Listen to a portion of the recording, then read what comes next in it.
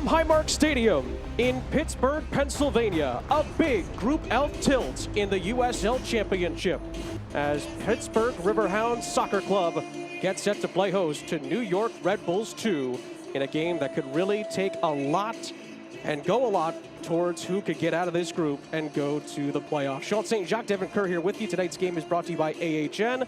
Let's take a look at the standings heading into this one. Devin, a big one. With the postponement of the Hartford Athletic game tomorrow against Philadelphia Union 2, any one of these teams can jump up and grab ever closer to that #1 spot in Group F. Obviously, the Riverhounds have an opportunity to overtake Hartford Athletic. They would still have a game in hand, but Red Bull 2 can jump right up above that line as well. Loudoun United have the night off. It's time to get down to work. It's going to be an interesting one. Big one on the line. They've had a couple of big ones over the last couple of years. The matchup has historically favored the home side, Devin, especially last time they played earlier this season, a stoppage time winner for New York Red Bulls 2. Usually tit for tat, 9-2-1 all time for the home team. It is pretty astonishing the fact that you're at home, you get a victory, right? You have seen 3 in a row. You have to go all the way back to 2016 for that. Otherwise, they've pretty much alternated. Pittsburgh Riverhounds, by the way, yeah, they don't give up points at home. You take a look at what they're able to do. 26 of the last 20 regular season home matches, they garner points. Tonight's player to watch brought to you by Dunkin' Donuts. How about the assist wizard, Kenardo Forbes for Pittsburgh? You look up top at Rapapa Mensah, Steven Dos Santos, Danny Griffin's been great in the middle. However, Kenardo Forbes, yeah, he's just doing what King Kenny does. 2 assists last time out versus Philadelphia Union 2. That makes him the all-time leader in the USL Championship. He's got 38 to his name and counting. And one of the guys you want to keep an eye on who maybe in years to come could start to garner some of the same accomplishments, Caden Clark. You look at him, he's young, 17 years old. No, he doesn't have a massive resume like King Kenny, but he's technical, high footballing IQ. FC Barcelona Residency Academy coming out of Arizona. Also, a La Masia invitee the last 2 years. What's that? That is FC Barcelona in Spain's famed academy. Kid knows how to get it done. John Wolenak will help him do so. 2 of the beasts of the East going toe-to-toe coming up next. Pittsburgh and New York.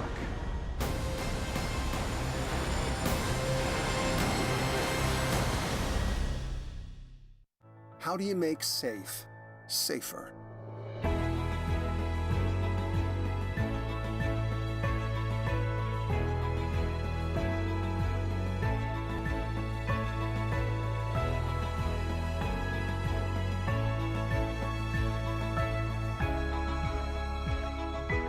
We take extraordinary measures because at AHN, it's safety first, always.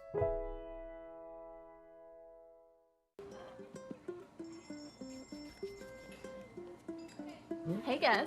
Hey, Nikki. So what's the scoop? Scoop? Who can pick just one scoop? Well, I'd say that one's mint for me. Sweet choice. Just like this. The newest scratch-off from the Pennsylvania Lottery. Yep. It's $1 million extreme cash. Wow. With top prizes of $1 million. You can't top that. Well, maybe with sprinkles. Keep on scratching. Explore a world of music on WQED. Explore sweater sessions on WQED. Explore educational opportunities. Explore science. Explore early childhood learning. Explore Nebby on WQED. Explore the power of the arts. Explore Pittsburgh Eats. Explore diversity on WQED.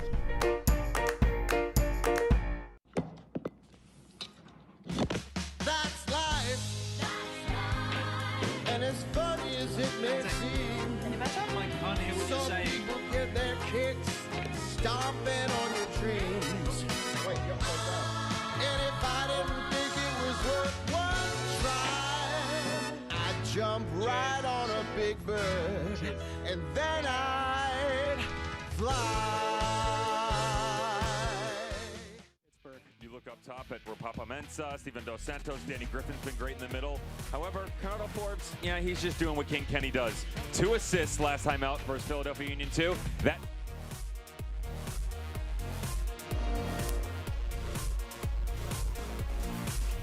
Sean St. Jacques, Devin Kerr back here with you, getting you set for Pittsburgh and New York 2. Devin, let's take a look at the Pittsburgh starting lineup brought to you by Butte, Bevington, and Nichols. A very strong 11 for Bob Lilly's side. Shocking, and he actually brings in Raymond Lee, and I'm not surprised by that, but the one change is the fact that it is at the back line. I thought they've done a great job before. Danny Rivera goes out. Ryan James will step up into that wing-back position. The midfield three have been fantastic. Still looking for this relationship up top to cultivate a bit more between Mensah and Dos Santos. Look at the visitors, John Wolenek. Yeah, he makes a lot more changes. He's got 5 to his name. Boateng is still going to anchor the back line. Lapsley in goal has to be better at a distribution. Got to start a lot faster than they did. And Jake LaCava, the way this will tilt is more like a 2-2-2. They'll start to pinch a little bit, get the outside backs going forward. High pressure, high tempo all game long. These two teams getting set for a big one in Group F. Pittsburgh, a 3-point advantage coming into this one. New York Red Bulls 2 trying to make up the difference and trying to get the inside track on that second playoff spot that comes from this group.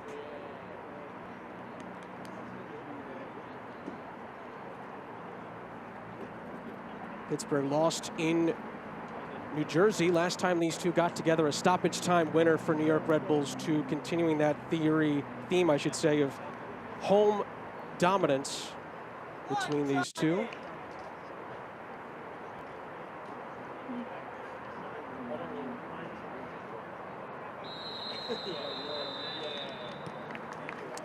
Pittsburgh in their home blacks, New York Red Bulls 2 in their road grays. We're underway from Highmark Stadium, a big 6-pointer between two of the Titans in the East yet again this season. Sean St. Jacques, Devin Kerr, our entire crew here with you. Excited to bring you this one. 9 points for Pittsburgh Riverhounds Soccer Club coming into this one. An early chance for New York Red Bulls 2 on 6 points, but Riverhounds back line able to shuffle that out of danger, at least for the time being. They almost replicate, on the positive side of things, the debacle that was Wednesday's slow start against Philadelphia Union 2. They gave up a goal 19 seconds in. Much better from the visitors, and to be fair, their performance, it wasn't bad. Just a lot of self-inflicted wounds. Very uncharacteristic. This traditionally well-regimented team by John Wolenek, regardless of the amount of players coming in and out. And they are starting to get a little bit of help from the Paraclum New York Red Bull. Of course, coming back from MLS's back. The bubbles are different now and transitioning side to side. Chance here for Pittsburgh in one-on-one. Chance in the penalty area, and it is a penalty. Ball in behind. Jordan Dover got in behind for Pittsburgh, and there's a penalty inside a minute and a half. And was that red? We'll have to get a closer look at that. Might have been a sending off here, potentially. Here's the question as well. The conversation is also going to be, was he in an offside position when the ball gets played through? And the referee here, Austin Sayani, is going to go over and take a look here with his assistant referee. Notice, linesman already made the move to the 18 where you're supposed to be. If there's going to be a penalty, is he in an offside position? It doesn't look like it from that angle, to be honest. It's 100% by Butong a foul as he steps over. Again, angle game. Doesn't get enough of the ball, takes about the entire player out, coming in from behind. Like what the refereeing crews here, what they're doing though, Sean. They're checking each other out. Was it the right call, right angle? Obviously no VAR, and that's fine. And an opportunity, back-to-back games. Pittsburgh Riverhounds get things going early, and of course Red Bull 2 going down just as bad. Mensah drew the penalty for Pittsburgh SC.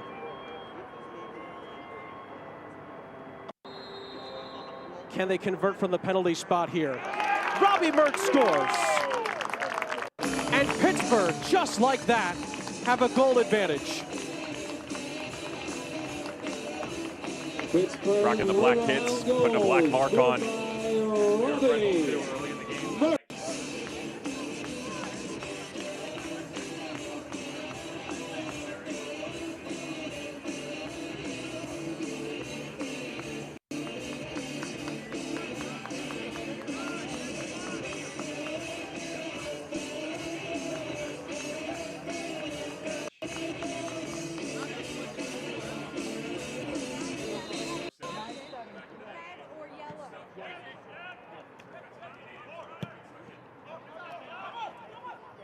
What a crazy opening sequence to begin this game. It was Rapapa Mensah, who had just gotten his first chance to get onto the ball, roamed into the penalty area.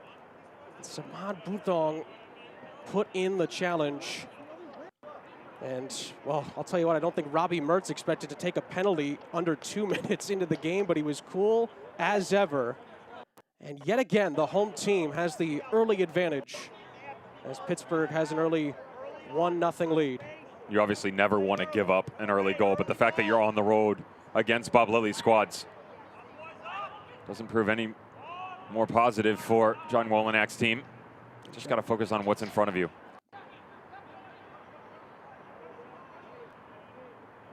Already Mensah making another run in behind, making it tough on John Tolkien back there for New York Red Bulls 2 defensively. Here's Dover.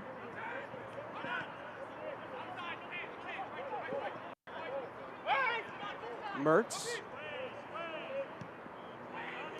Lofts one, back post into the penalty area, headed away.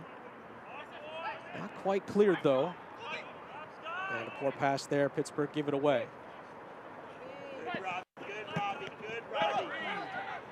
It's for New York Red Bulls 2 to bring this forward. It's a fantastic run here by Tolkien. In the end, Pittsburgh cleaned it up on this near side.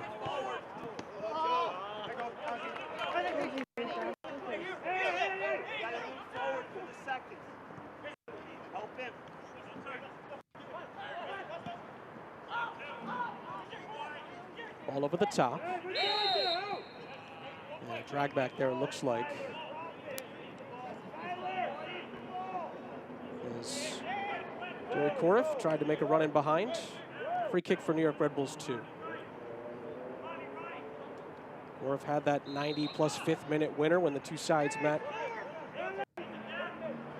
back on July 26th. Pittsburgh did take the lead actually in that game as well. Ball floated into the penalty area.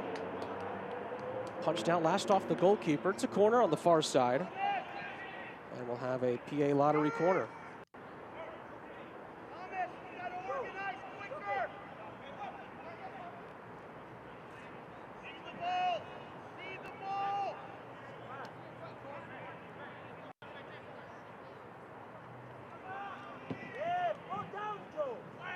In it comes. Strong header by Skylar Thomas to get that out of here. Red Bulls 2 trying to get it back into the area. It was like Boateng who nearly did that. Foul going Pittsburgh's way. Come here! Come here! One or two protests from the New York Red Bulls 2 sideline, but it is a Pittsburgh Riverhounds free kick. Hey.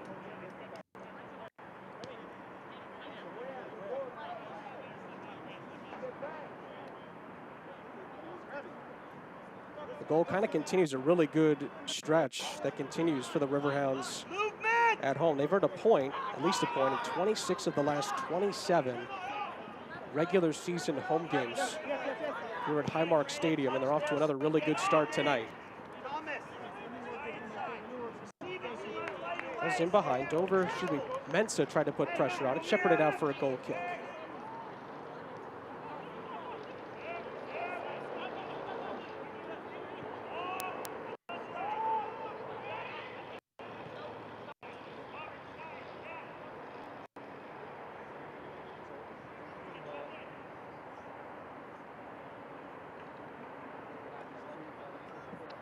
Already a little pivot here. Not that surprising with Gary Korff and Caden Clark switching sides. Still Lemon in the middle, wearing the captain's armband here tonight, and once again trying to make up ground. I think it's easy to look at the scoreboard, Sean, and say, oh, you know, Red Bull 2 dropped another game. They're not playing horrendously. That's the key factor here is in that game against Philadelphia Union 2, they were 100% the better team. But when you beat yourself and just gift opportunities to the opposition, you're not really doing yourself any favors. Ball was cleared initially. New York Red Bulls 2 able to get it back into the penalty area. Shot is kind of smuggled away, but the goalkeeper is there for Pittsburgh. Tomas Gomez gobbles it up. It was funny talking with Bob Lilly earlier this week. It was one of those things where he was really happy with the first half of the Philadelphia Union 2 game. They put 3 goals past them in 20 minutes and then did put a 4th past them in the second half, but Bob Lilly told us that he was just not happy at all with pretty much all of the second half besides the goal. Was hoping for a lot more, and Philadelphia Union created a lot of chances and kind of gave them a little bit of a scare despite not getting anything across the line. Like you mentioned, Devin, for New York, it was kind of the opposite. They looked like they were going to at least get a point against Philadelphia Union 2, but in the end, didn't get anything out of the game and find themselves behind Pittsburgh and really needing this one tonight.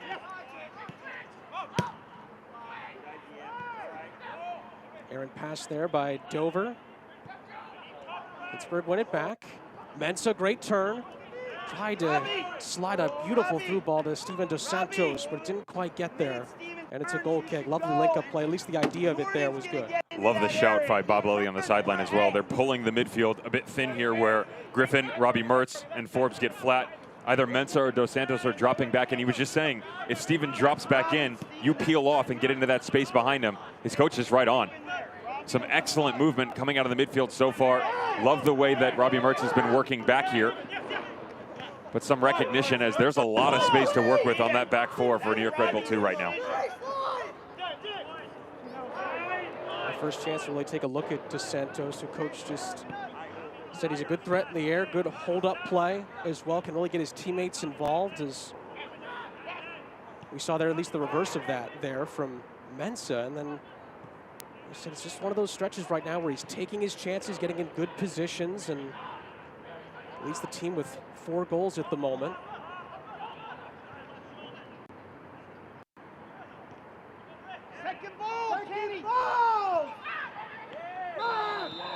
Challenge there. It's going to go the other way. New York Red Bulls 2 win a free kick. Might have been Dos Santos using that leaping ability there to get up high, but he was second best.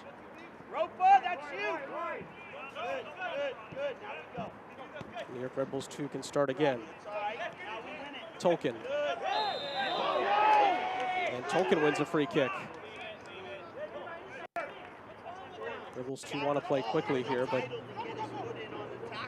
they'll have to settle to play it towards the back line yet again here. Fala. And again. Lovely pass to find Kava initially. And after Lakava couldn't really get onto that, it's a Pittsburgh free kick.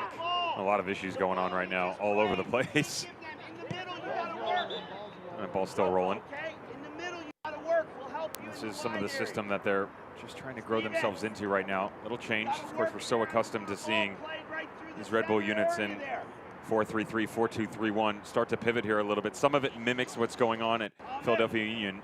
But at the same point in time, you still got a job to do, regardless of the amount of changes, regardless of COVID. You do get a first-team Red Bull player in the likes of Chris Lemma back. He'll help lead you, but you still have to do your specific job. And what's breaking down right now is, forget the shape for a second. Everybody's individual assignments are still falling by the wayside. You're still missing things left and right, and pretty simplistic ideas where runner steps over, they're not passing, the communication is off. Keep a look at John Tolkien at the left back position. When he steps up, there's a lot of space. Everybody's just sliding in. It's got to start from your leadership on the sideline. And John Wolinak's pretty active right now. He's barking to them, but the response still has to be there. This is no different, to be fair, what you saw out of the Pittsburgh Riverhounds when they were on the road at Louisville City. Now, they ended up winning that game, but the opening 30, 35 minutes, they were absolutely terrible. It's interesting to see how New York Red Bulls 2 are going to respond. They've had some moments since that early goal conceded.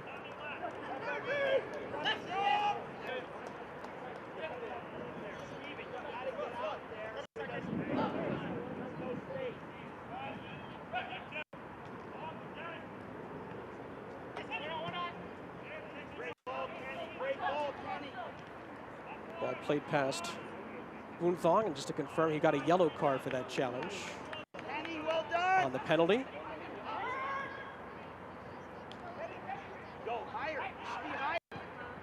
Ball played in behind. Ooh, Dos Santos nearly turned into open space for a one-on-one with the goalkeeper, but couldn't quite control a really good pass near the 18-yard box. Centering pass by Tolkien. Oh, lofted over the top, lovely touch. And a good challenge by Skylar Thomas defensively for Pittsburgh. It's better. Stretch the game a little bit. Notice the unit moved together here.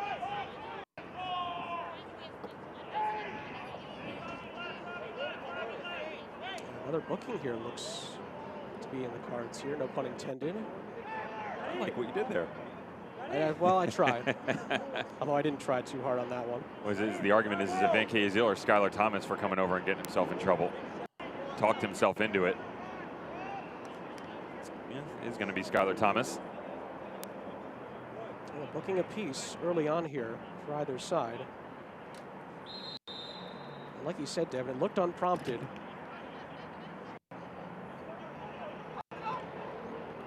Pittsburgh do clear from the throw-in initially.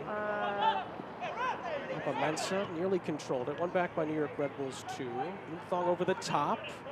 Good coverage there. Dover defensively. Out for a Red Bull 2 throw.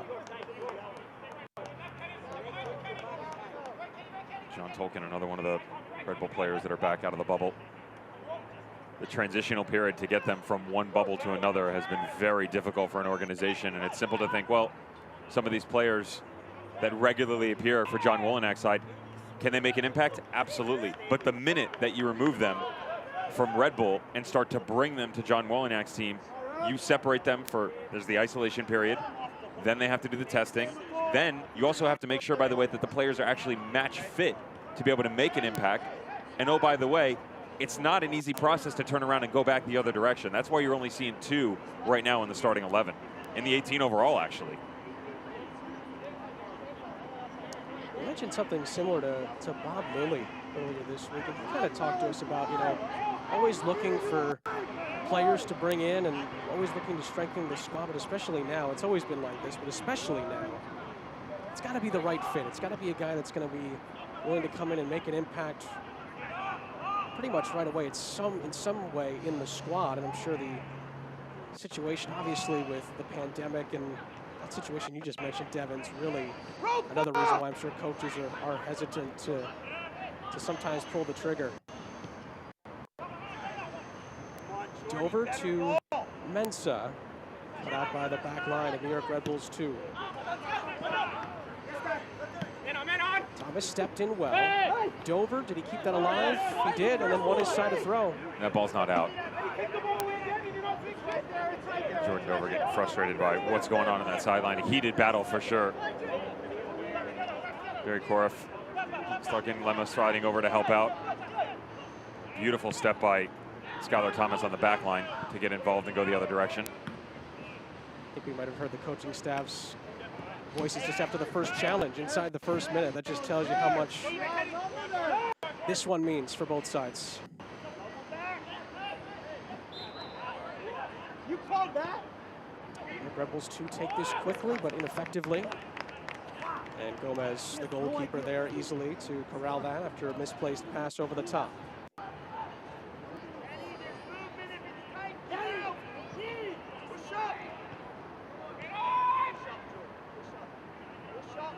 Forbes. A misplaced pass there by Kayaziel.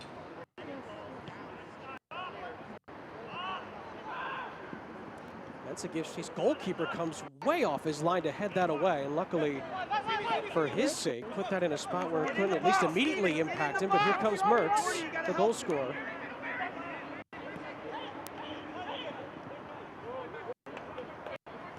Mertz again, kept it alive initially. And then Caden Clark, the youngster we just highlighted at the top, made a really good challenge and in the end helped clear it out of the penalty area.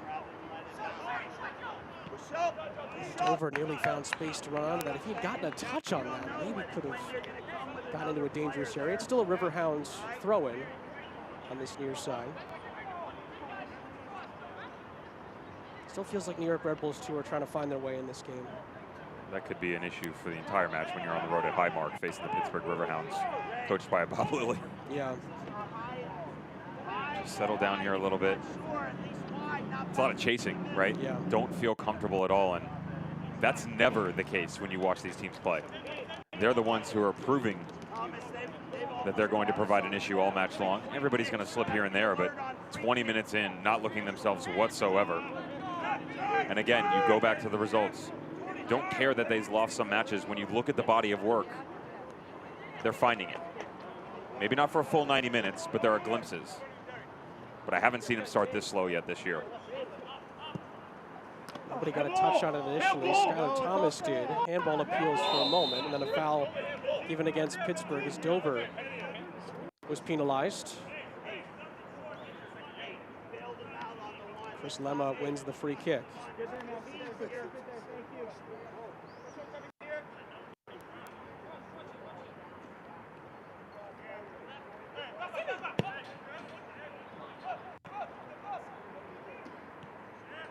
Well, New York Red Bulls, too, have already come back to beat Pittsburgh from a goal down this season. They'll have to do that again tonight.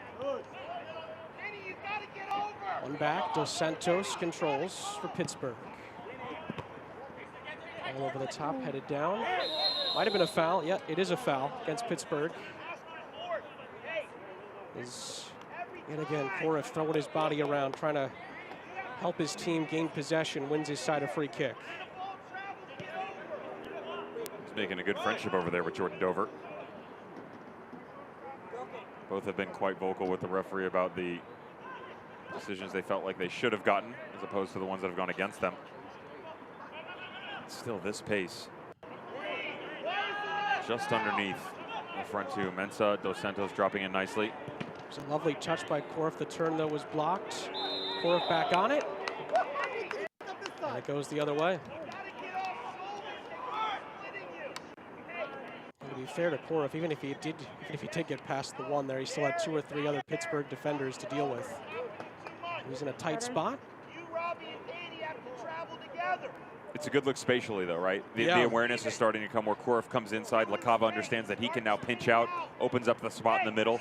And it's easy to watch the runner and go, okay, so Derek Korif steps in, center back picks him up. What happens is, especially in the 3-back system, and they get their wing back so high in Jordan Dover, the minute that he slides in, they'll actually start to pinch the back 3. So as Skylar Thomas goes a little bit, now you can have LaCava. He has his choice. I can pinch in behind, look for a through ball in behind the back 3, or I can come out further, you play me, and that space is still available. That's when you start to open up options for yourselves within this Red Bull 2 system. LaCava just signed his first pro contract back on July 3rd of this year, and his 2 assists, tied for 5th in the league coming into tonight. Part of a group that could contribute one day at not only this level, but higher levels. Pittsburgh concluded their lines here.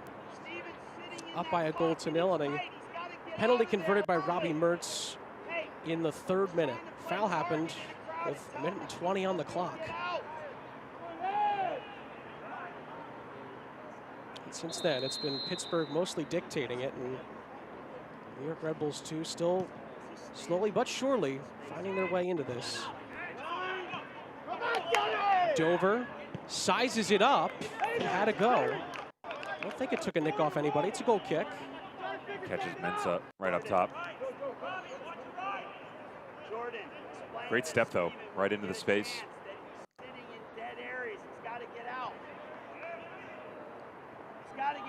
Love the direction, by the way. You can hear Bob Lilly.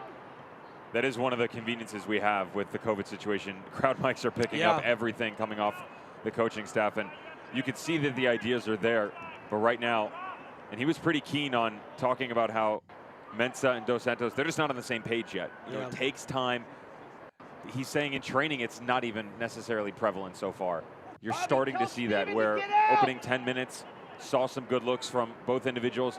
Now you watch Dos Santos on the ball right now. He's dropping down in. And Bob Lilly just said it. He's in dead areas. So he's being closed down by the players, and that space is so collapsible on him. He's not an option. You have to look elsewhere. When you go up top, now you've only got one in the likes of Mensah. Goalkeeper way off his line for Pittsburgh this time. Gomez, though, much more convincing. And boots it upfield. And Coach Lilly kind of said that was kind of a microcosm of the way he likes his teams in general. They get better as the season goes on. They are stronger as a team. They're more put together chemistry-wise. It's a better dynamic as the season goes on. That's why he likes to play similar lineups. He says doesn't like change too much, and he's hoping that that group up front can really, when the time comes, when it's money time, as they say, they're going to be firing on all cylinders. Says the guy who probably changes his lineup every single time they step onto the field. I respect Bob Lilly immensely, and it's still one of my favorite quotes I've ever heard out of him. That's so contradicting, similar to what we just talked about, where he said that, you know, they're not a defensive team. They all they are. They train on the offensive side of the ball all the time. Lovely build-up play to find Rapapa Mensah. The pass lets him down. Pittsburgh pressure right away, though. I think that was Mertz who fouled. Or I should say, Danny Griffin who fouled. The Red Bull 2 player. It's going to be a New York Red Bull 2 free kick. No more standing. Every time we win it, I want a vertical run. Steven, you're killing space for others. Get out. It's going to be a soccer lesson, I feel like, during our pauses tonight. We're going to be hearing a lot of soccer 101 from the sidelines. Love that feature.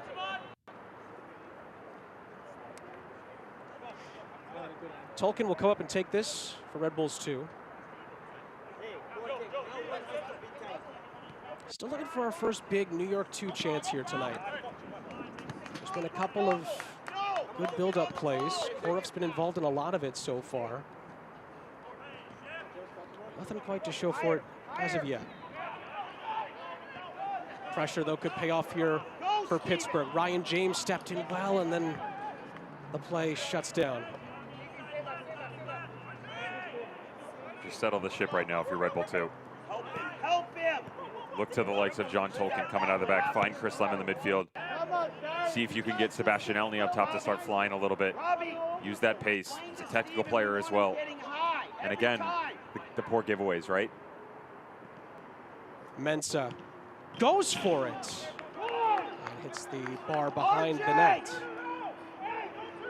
Would have been a really fantastic goal from a really tight angle.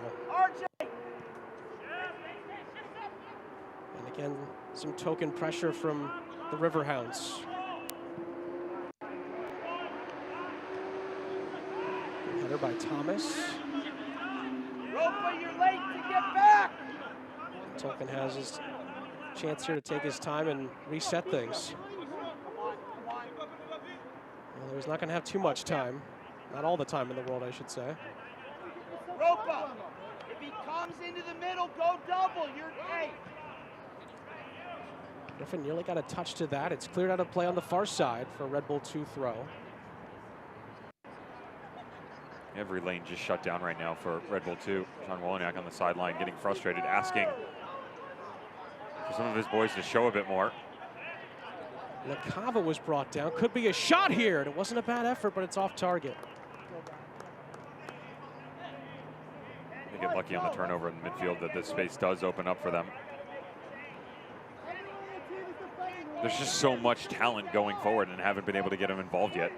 Derek Core frustrated by the strike coming off. That's frustration by the team in general. You got to look from 20, 22 yards out. Haven't had a sniff at all. Desperation time. I don't mind it, though. At this stage in the match, 28 minutes in, you're looking for some sort of spark to help get you guys going in the right direction.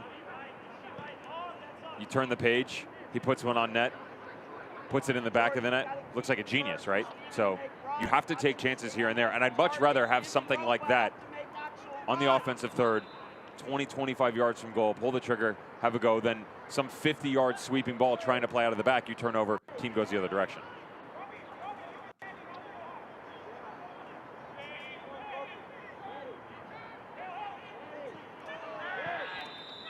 Challenge came in there. Griffin penalized. And again, New York Red Bull 2, at least for the moment, can alleviate more of the Pittsburgh pressure that's continuing to come on them in this first half.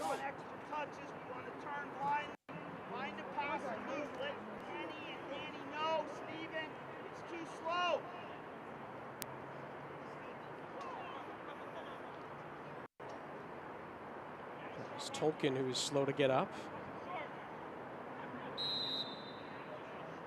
He says he's ready to go. That's good to see for Red Bulls 2.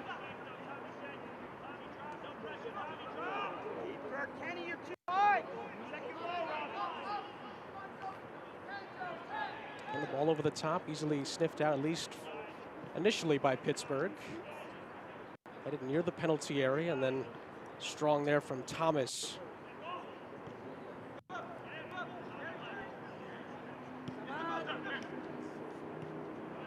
again, New York Red Bulls 2 trying to break down this Pittsburgh defense, and pressure there from Mensah. And the ball in behind is, well, was inaccurate, but almost caught Pittsburgh's back line off kilter a bit there, but it is out for a goal kick.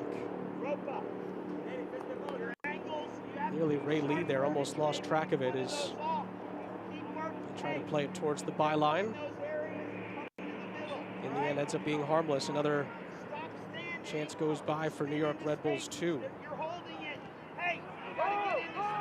Philadelphia Union 2, the last opponent for both of these teams, as Pittsburgh could play themselves into trouble there as Gomez just got it out of there in time.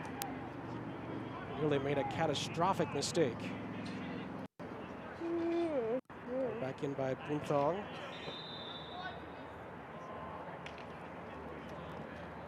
And as we just head over the half-an-hour mark, Pittsburgh with a lead of 1-0. Looks like we'll be heading to a hydration break.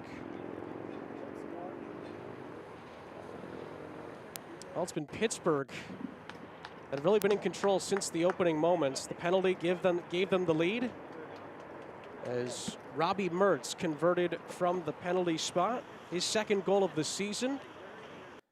As we take the hydration break, we take a look at some of the midweek results in the USL Championship. We mentioned the big win for Union 2 at home against New York Red Bulls 2. And St. Louis Sporting KC 2 on Wednesday. A wild game, Devin, that we were lucky enough to be a part of. A late equalizer there by Fanuel Kavita to save a point for St. Louis. And in the Florida Derby, Tampa over Miami, 3-0. Rowdies making another statement victory on the road. Still haven't seen the best out of Neil Collins' team, but they're finding results. You know, I think it's fantastic. 6 in, still unbeaten. 4-0-2. They started similarly last year, to be honest. They went 12 unbeaten and just didn't really look all that great. And the bigger concern for them at the end was they had a lot of ties. Those draws really cost them. Ended up getting bumped to the number 5 position. When on the road, you lose. And you don't have to deal with the same seeding, of course, because in this resumption of play, 8 groups, most teams groups of 4, some with 5, 16 games over 13 weeks, and the top 2 go through. You go cross group, so A to B, C to D, first place second.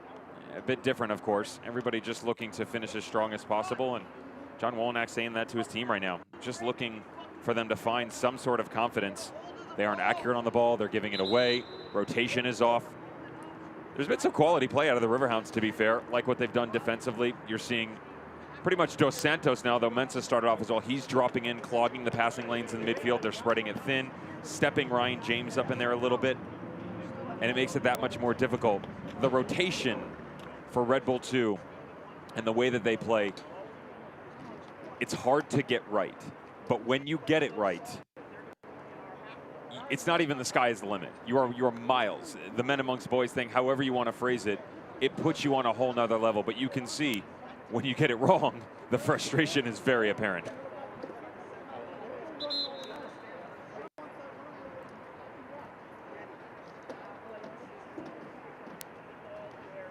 Both of these teams, again, trying to add on to what's been a good stretch recently in the USL Championship for New York Red Bulls 2. They're trying to make it 6 straight appearances in the playoffs.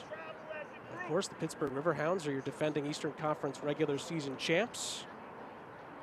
They're hoping to make more noise in the playoffs than they did a season ago. And of course, it's the way it is right now in the group situation. Both of these teams very much are in the thick of it as far as the chopping block is concerned, and could come down to that one of these two is not going to be dancing when we get to the end of the season. That's why this game is so important for both teams, really specifically for Red Bulls 2. Another chance comes in here, and it's curled just past Gomez and out for, I believe, a goal kick.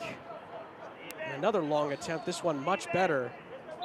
Nearly made Tomas Gomez flail.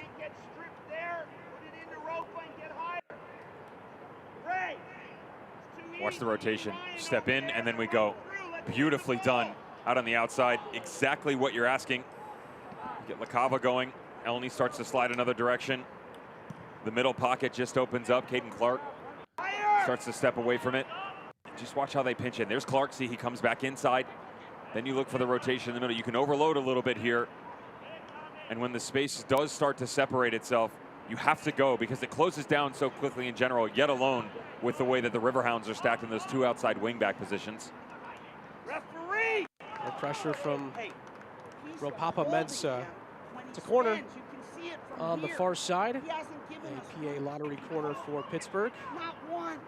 It's a fucking foul. You want me to tell my guys start It's diving? another opportunity to see the best out of Ropapa Mensah, who's if I had a counter for how many times Coach Lilly mentioned him when we talked to him earlier this week, it was quite a bit. He loved talking about him, loved talking about Dos Santos as well, as kind of hear his voice perk up when we asked about him. Ball in. Oh, it was a free header for Mensah. Right to the goalkeeper it went, and it was easy in the end for Wallace Lapsley. He hasn't had too much to do besides try to save the penalty, but and Pittsburgh have certainly given that back line quite a bit to think about in this first half. Good ball. Caden Clark, unfortunate. Able to keep it in on that far side. I think that was Buntong, but one back by Pittsburgh. All over the top from Mertz. Goalkeeper way off his line. Lapsley does well. Not sure if, well, he didn't want to take any chances. Not sure what would have happened. You never know if they were able to get on top of that. Could have been a big chance for the Riverhounds, but both goalkeepers have been rather aggressive off their lines, sweeper keeper style.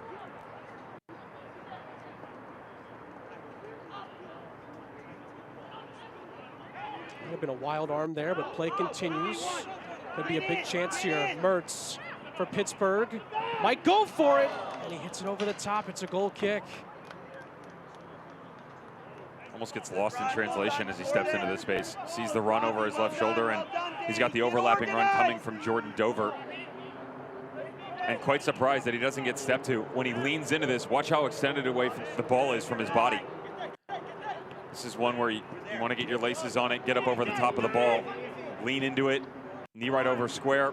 Unfortunately, just gets away from him. Another chance. Hit it away. It could have been a big chance in the center. There was a great ball into the penalty area, not quite cleared yet. Tolkien under some pressure. They'll win his side to throw deep into their own half. Could have been another free header for Pittsburgh. Dos Santos had made that run towards the back post. Dover wins the header. Mertz. Dos Santos held it up well initially. And referee says there was a shirt pull. New York Red Bulls 2 and yet again alleviate, I should say, some Pittsburgh pressure that is starting to mount yet again in this first half. Even some of the simple things, Sean, where just right now on the restart, I understand some of it's semantics, the fact that you're 5 yards in front of it, but don't give the referee a reason to pull it back. You've got the shape of the Riverhounds all out of sorts on the quick little counter. Put it back to the spot, put it down and play. You know, that gives you an opportunity to finally get on the front foot. And again, 38 minutes in, struggling is putting it kindly. There's been a couple of those signs of players looking for help, looking for runs and things like that from Red Bulls 2 for sure on the restarts. Now, I'm not taking anything away from what the Riverhounds have been able to do defensively, but even their performance has been off, I promise you. I mean, you can hear some of the comments coming from Bob Lilly. Yeah. This is not what he wants specifically out of his team. It's not the game plan they instituted. Both teams making a lot of silly mistakes, and their managers letting them know. Dover over the top. Forbes into the penalty area. It was a good ball initially, maybe forced Mensah back a little bit, but it is last off New York Red Bulls 2. Pittsburgh's throw, and the pressure continues to mount. Seen a couple of good signs from Dover in this first half. Overran at that time. And finally, New York Red Bulls 2 can clear here, at least initially. It was Thomas, who heaved it back upfield. Mertz now has Forbes with him on his right. DeSantos is still down. Play continues for Pittsburgh. Forbes try to do a little bit of magic there on the sideline, couldn't keep it. Dover helps him out. It's one back by Tolkien for New York Red Bulls 2, and they can restart through Boonthong on the far side. Sebastianelli down here in the corner, wide open. Just stick it into space there, and he worked all the way back. Pick the head up. Seems like every single time they take a step forward, it's 4 steps backwards on the other side of the ball. Mensah's thrown to the ground. Referee plays on. Nearly had a really good ball in the middle there for Caden Clark to work some of his magic, but too bad for him. The referee is neutral, not on his team. Here's Tolkien for Red Bulls 2. Come on, Ropa! Come on, Ropa! Clark. All broken up and cleared by Pittsburgh's back line.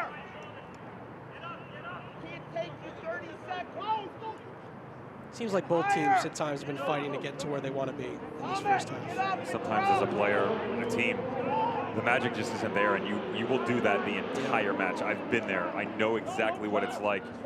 Put your head down and just keep working, because the minute you get inside your head, it gets worse and worse. And you may not get any better, but if you can just find a way to hold the bar. Good chest down here on the strike is shanked. And I can say this with all definitiveness. 41 minutes in, as bad as the start has been for Red Bull 2, they're only down 1-0. Yeah. Think about that. And the Riverhounds haven't been spectacular either, but they've created a lot more. They've been the better, more aggressive team. So the fact that you've been this poor in the opening first half, you're still right there. Yeah. You know, you have an opportunity in 5 minutes, go in and look, take a breath. Coach, we get it. We've been bad. Let's change some things and then get back to the job. Just don't concede again.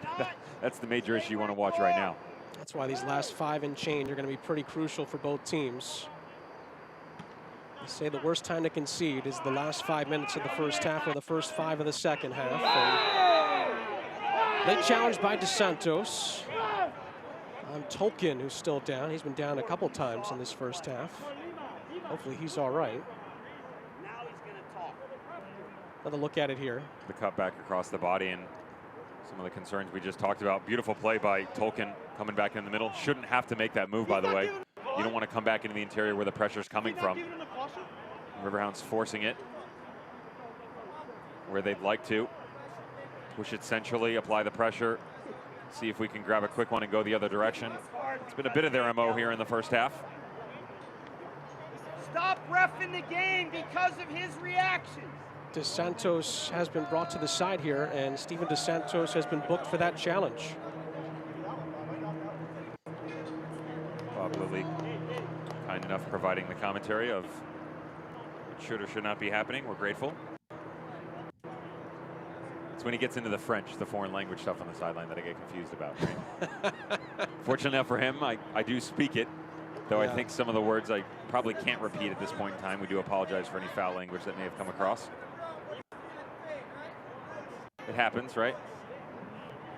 It's the heat of the battle.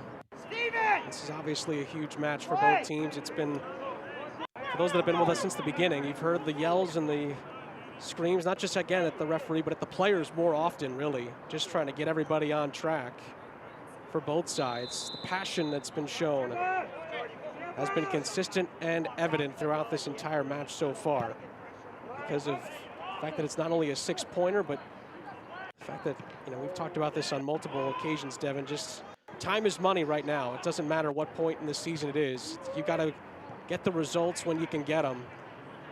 And when it's a head-to-head game, those tend to matter when it comes down to the end of the season, especially in a group stage.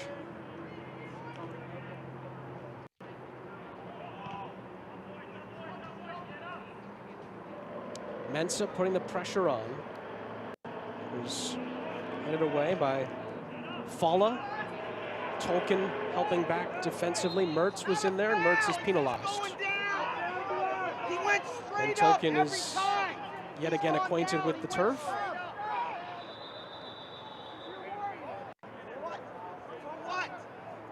Oh boy, both players are still down. Hopefully they're both okay. Mertz is slow to get up.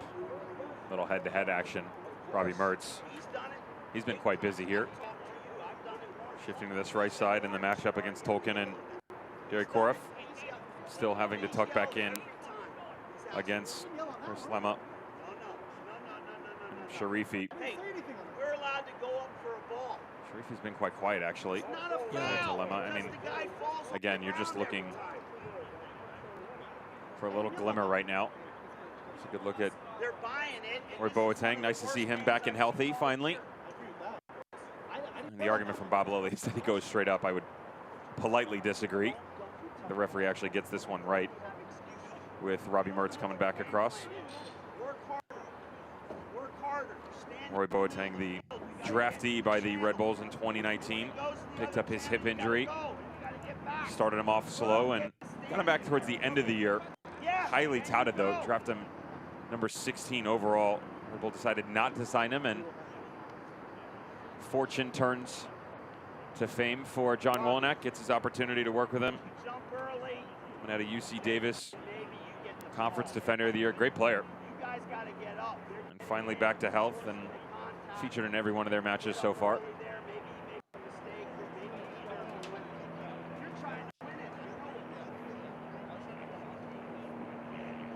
You mentioned Lemma earlier, made his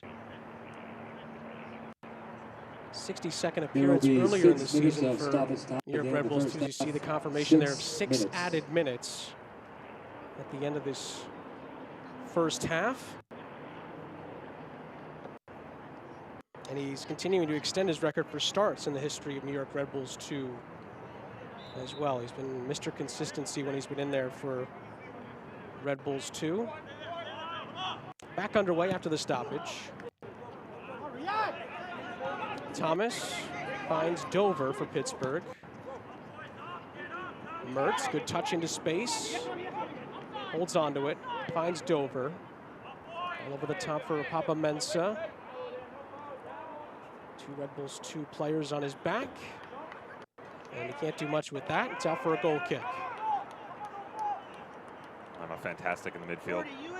You're just asking more in terms of mobility and IQ out of the system that they're playing. It's kind of tilt your head and go mobility. I mean, it's New York Red Bull and Red Bull 2, right? I mean, it's high press, tempo. Let's go, go, go, go, go. The recruitment of those players has been very televised and publicized in the sense that, you know, it's not just the athleticism. Do they have the mentality to be able to sit in a system like that? Because you can be a player who's capable of it, but do you actually want to do it, right? It's a totally different workload. But when they shift it now, you allow your front four, the idea is anyway, to interchange a lot more, where LaCava, Elney can drop in, they can push out to the wings. Jerry Koreff, Caden Clark can do the same. They can come into the midfield, but also get up into the wide wings and then play up top a little bit. And though it's fun for those four and they can explore the final third in a much different dimension, that also requires Lemma and Sharifi in the midfield to have their head even more on a swivel. And they sit in the 4-3-3, 4-2-3-1. Their space is a bit more predictable as to where they're going to pop up. That's not the case anymore. Yes, you still need them in the midfield, but you will notice more often than not, number 80 and 66 pinching in a different direction to account for space that was previously occupied. Now they got to help out.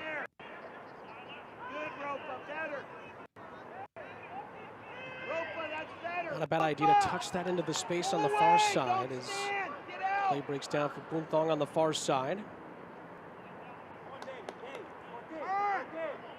Thrown back in by Ryan James. Almost was in on goal earlier in the first half, but couldn't find a teammate after he put the pressure on. Here's the goal scorer, Mertz, scored with a 3rd-minute penalty. Lovely touch into the penalty area. Offside appeals. It took a deflection, and it is a corner kick. Myself included. Not a couple black jerseys that slid in behind the back four just enough to blow the whistle. Linesman disagreed. Fair play. A late PA lottery corner at the end of this first half. Pittsburgh scored early on in the first half, very early on in the 3rd minute, after a penalty was awarded in the 2nd minute. And the goal scorer, Mertz, set up another. In it comes. Header at the back post is not on target, but it's deflected out for another corner on the other side. Great balls whipped in. I wonder why Joe Fala isn't able to get a touch on this. Yankee Azil is great in the air, but you've got 8 inches over your mark. Should be able to get pressure on the ball when it's whipped in such a manner. And they are allowing him to play in a zone and sort of drift this time around. This time, Kenardo Forbes will send this one in, the assist man for Pittsburgh. At the back post, it's headed onto the top of the goal and out for a goal kick. As it was Yankee Azil who was the target man on the far side. Or our near side, I should say. Far side from Forbes. Dover picks it back off initially. And it's going to be a free kick for Pittsburgh.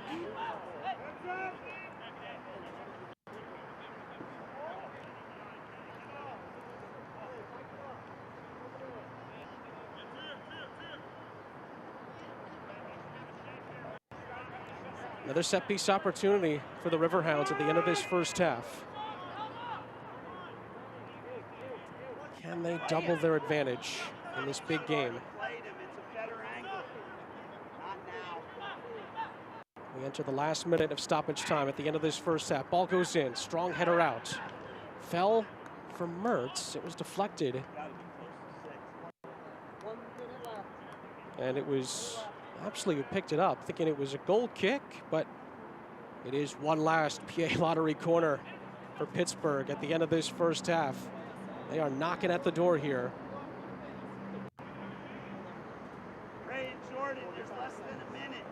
This feels like a big sequence here for Red Bulls 2 to keep it at 1-0. Forbes will take it.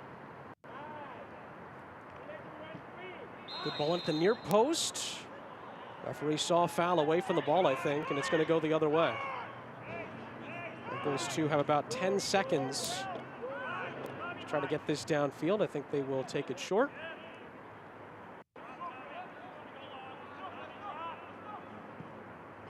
Maybe one last chance for them.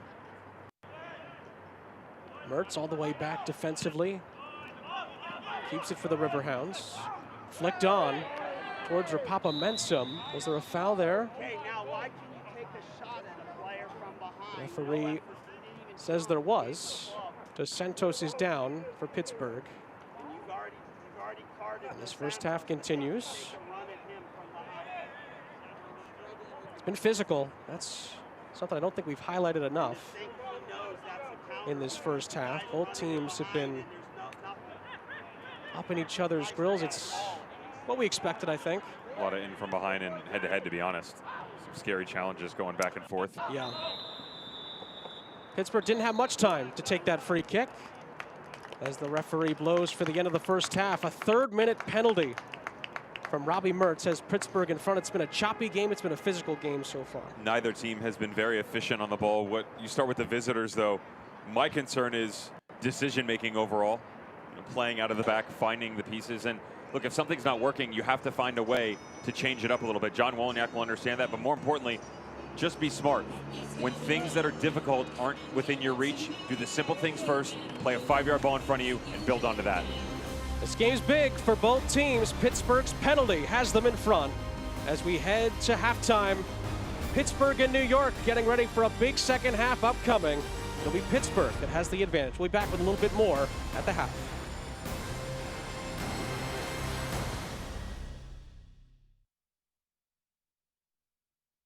Is now open to the public. Enjoy 18 holes of championship golf with a new Island Green and fully stocked pro shop. Our clubhouse features a large ballroom for weddings or private parties, 2 restaurants serving delicious food, a sports bar, 2 state-of-the-art golf simulators, and an outdoor patio with gas fire pit and picturesque view. Pleasant Valley Golf Club, now open to the public.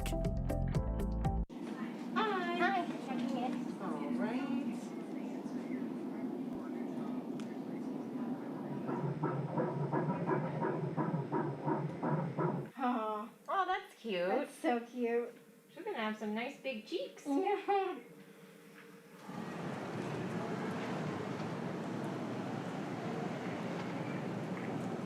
Healthy is happening right now at AHN. Call 412 Doctors to schedule an appointment. His is the oldest registered distillery in the United States. From a place where the water is cool, clean, and iron-free. Perfect for making Tennessee whiskey. Charcoal mellowed drop by drop for smooth sipping. Which is not the easy way.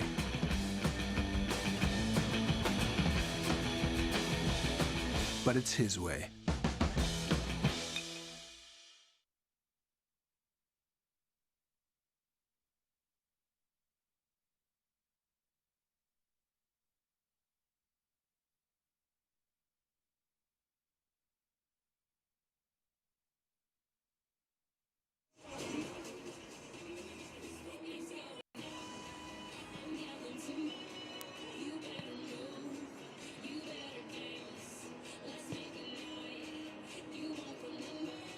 Sean St. Jacques, Devin Kerr back here with you. Pittsburgh on top of the New York Red Bulls 2 at Highmark Stadium by 1-0 at the half. Let's take a look at some of the games from earlier this week in the Eastern Conference, the USL Championship. Devin, a lot of good stuff happened. Going to be all Eastern Conference. We'll start, with something that Red Bull 2 would probably like to forget. A little difficulty playing out of the back. Lapsley, is he going to give it away? Is he going to? Yes, he does. Patrick Bowie, 19 seconds in. Not the fastest goal in USL Championship history, not even close. We're not going to talk about that right now. Sharif J, love this kid coming out of Louisville. Think he was a quality pickup for Red Bull 2. Good in space, technical player, backline falls apart. Should have done better here, but guess what? Philadelphia Union 2, they find a way to win. Good news for Red Bull 2 at this point in time. They were tied at half. Not the case tonight. That's okay. Let's move on. You turn the page a little bit. Atlanta United 2, Charleston Battery. Said this before, I'll say it again. I slept through the entire match. This was not a fun one to watch. With all due respect to both managers, we've seen much better things out of Van Houser's boys, but some controversy at the tail end of this, Sean. 2 minutes of extra time, 1:37 after extra time, approaching 4 minutes. Nicu Daly to Sachero, he sticks that one into the back of the net. Charlotte Independence, again, we have restarted from the COVID. Yes, resumption of play has taken place. Miller in goal, the back line all over the place. 4 goals for Birmingham Legion, and my boy, what's up? I'm Bruno Lapa, back in action once again. That's my rookie of the year right now, at least in the Eastern Conference. Think he's done wondrous things. Can't wait to see him back in action soon. You and I, St. Louis FC, Sporting Kansas City 2. Transitional play was heir apparent for this squad. Thought Paulo Nagamira's team was almost clinical. Needed to be better in the final third. Great ball coming out of the back. Wilson Harris to the back post. Yeah, a little cleanup. Should have finished. They could have finished. They did not finish the game off, that is. Give St. Louis FC an opportunity here. I joked earlier with the social media, nobody has burner accounts anymore, right? No, everybody's got a burner account, but you have John Burner, the goalkeeper. Fantastic. Nice little touch in, brings it back around. Manuel Cavita able to stick one into the back of the net. And then, to cap it all off, how about the Miami FC hosting the Tampa Bay Rowdies? I actually liked what I saw out of Miami FC, at least in the first half. They controlled possession of the game, but again, they make a mistake. Tampa Bay Rowdies make you play, and then it's just chance after chance after chance at the tail end of this. Tampa Bay Rowdies stick 2 in the back of the net. They get 3, unbeaten through 6. Miami FC, they don't get 3, and they're winless in 3, 0-3-0. A lot of good stuff going on around the USL Championship, especially in the Eastern Conference. Another good one here tonight. Pittsburgh on top of New York 2. When we come back, news and notes around the league, scores as well, and we'll look at the standings from Highmark Stadium in Pittsburgh.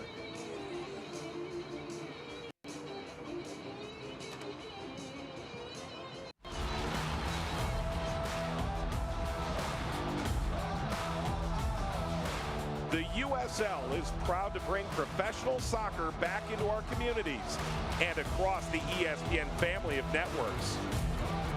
Follow your local club and don't miss these exciting matches coming up on ESPN2 or ESPN Deportes.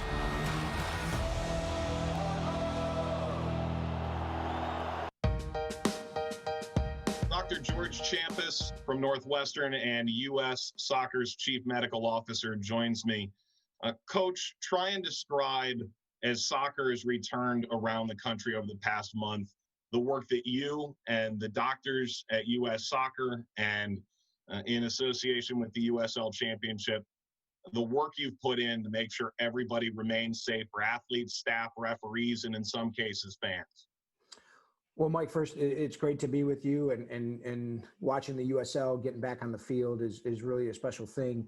To be perfectly honest with you, it's been a collaboration across, I think, our sport in the United States. I think it's what's been really, while we've seen so many challenges with regards to COVID, one of the really good things is seeing, all of the leagues come together, from USL to CONCACAF to NWSL to MLS to NISA, all of us really banding together as a single sport to find a pathway that is first and foremost healthy, and putting our players and all of the staff, coaches, announcers, referees, a top priority.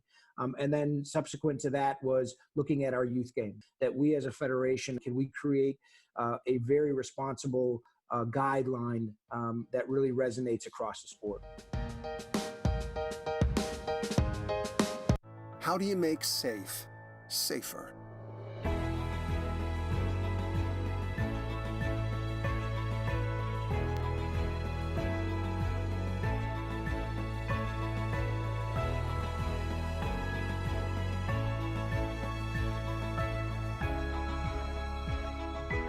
We take extraordinary measures because at AHN, it's safety first, always. Sean St. Jacques, Devin Kerr back here with you at the half. Pittsburgh Riverhounds Soccer Club 1, New York Red Bulls 2-0. Big second half upcoming. Before we do that, let's take a look at the news and notes from around the USL Championship to this point in the season. Lou City have a new stadium this year. Obviously, everyone's been talking about it. It's been one of the talking points of the USL Championship this season. They're also going to break ground on a fantastic new training complex as well. Philadelphia Union 2, first match with a win under Marlon LeBlanc, their new coach, interim coach, I should say. And of course, July Player of the Month. Go to USLChampionship.com by noon Eastern on Monday to make your choice, Deb. A lot of good stuff going on at the moment around the league. No question about that. As we take a look now at the scores from around the league. A couple of big notable ones, obviously. We mentioned the New York Red Bulls 2 result, making this one pretty big tonight. Obviously, Hartford Athletics 4-1 victory as well. And then the big one coming up, Lou City and Indy 11. That group is getting very, very good as well in the East, on the eastern side of things in the USL Championship. North Carolina also beating Memphis 9-1 earlier today by 1-0. Another look at the table and how this one impacts the standings in Group F. Obviously a win for New York Red Bulls to put them level on points with Pittsburgh. Pittsburgh is trying to catch Hartford Athletic, who so far have been the pace setters. Virtually right now, Riverhounds sitting in that one spot. Hartford drops down to 2. As we mentioned prior in the broadcast, their game tomorrow against Philadelphia Union 2 has been postponed. So if it were to finish this way, they would be in that 2 spot, just 6 points ahead of New York Red Bull 2. Remember, they've only played 5 matches, though, so they've got a game in hand.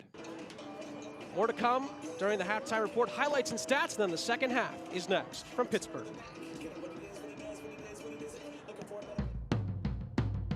His is the oldest registered distillery in the United States.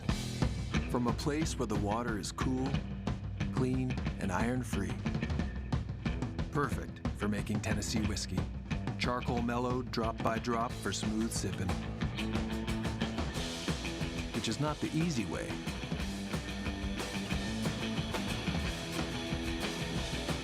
But it's his way.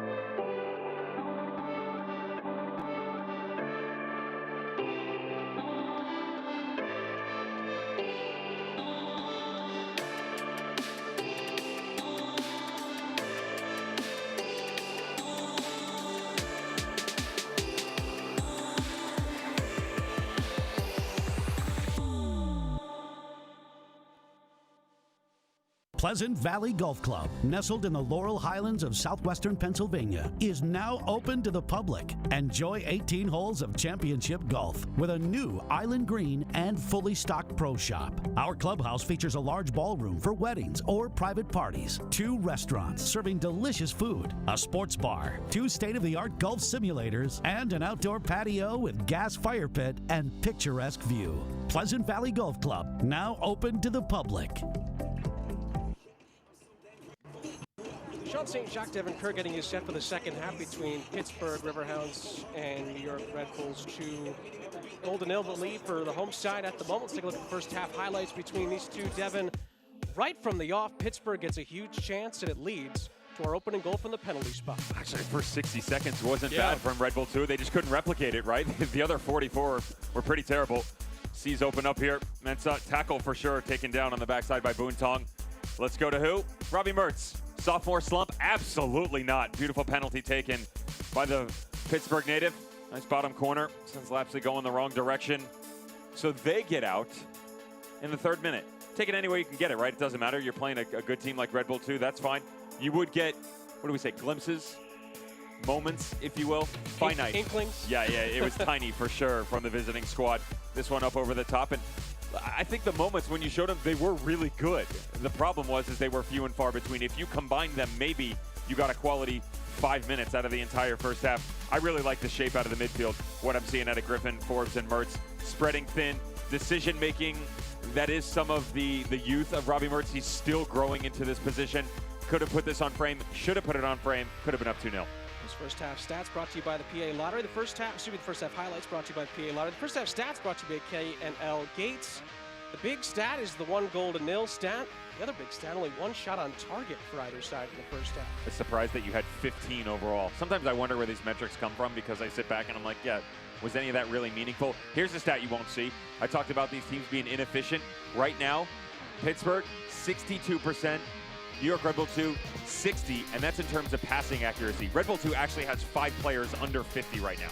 Not a good look, especially in the system that they play. But again, you've got 45 more minutes. You're only down 1-0.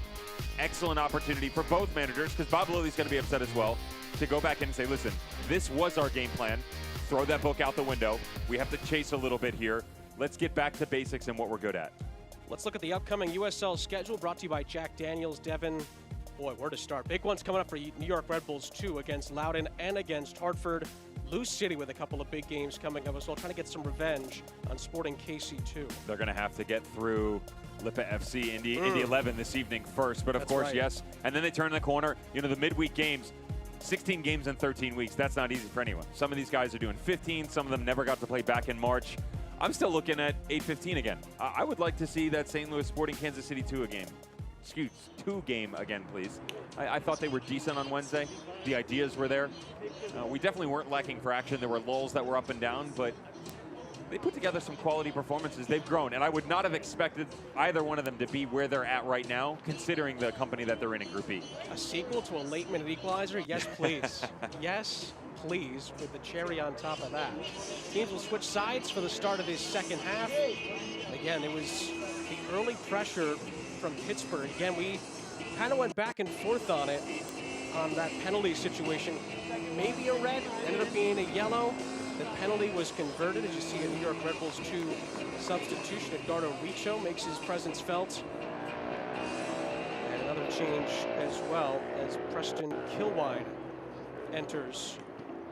And it's going to be Roy Boateng who makes way for him.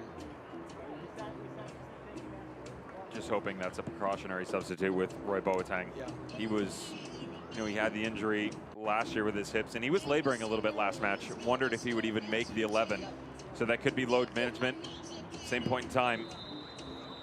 Wolenak also wanting to get some repetitions here for all of his players. I mean, the way the first half went, you pretty much have a clean slate, and any player on the bench is available for selection, the way that went. It's a big 45 minutes for both teams. Pittsburgh trying to keep New York Red Bulls 2 within arm's length. They've got a goal at the moment that separates the sides. The Robbie Mertz converted penalty in the 3rd minute. Those two going right after it from the off here in the second half. But the first wave is cleared up to Steven DeSantos, Pittsburgh. Papa Mensa was running onto that. It was cleared initially. It's last off of the Riverhounds, or I should say last off of New York Red Bulls 2. And Dover will head over to take the throw in for the home side. Saw some good things out of Dover in the first half, I thought, at least on defensively, and then a few times going forward. And he's been looking to get right back started in the second half. Misplaced pass by Mensa gives it back to New York Red Bulls 2. He basically shut down Derek Korf and any chances that he had. Again, not that there was massive amount of work to be done. Recognize the space. I liked his steps that he was coming off the back line, pushing this team going forward. When there was a chance to be had, he went after it. Mensa does well to control it. He's waiting for some help to open up in the penalty area. Might not need any help. It's Mensa. And he couldn't quite put that on target after dancing his way past two defenders. There's the confirmation of the Kilwine substitution, both brought to you by PA Lottery. It was sent forward by Ryan James for Pittsburgh initially. Thomas backtracking, 2 missed touches there as he boots it high into the air, but it didn't go anywhere. Korf get on top of it, not quite. Korf, I should say, couldn't quite corral that one. Pittsburgh clears.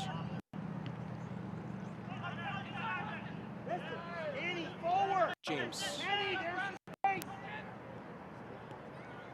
Not better at passing it forward. It finds Forbes.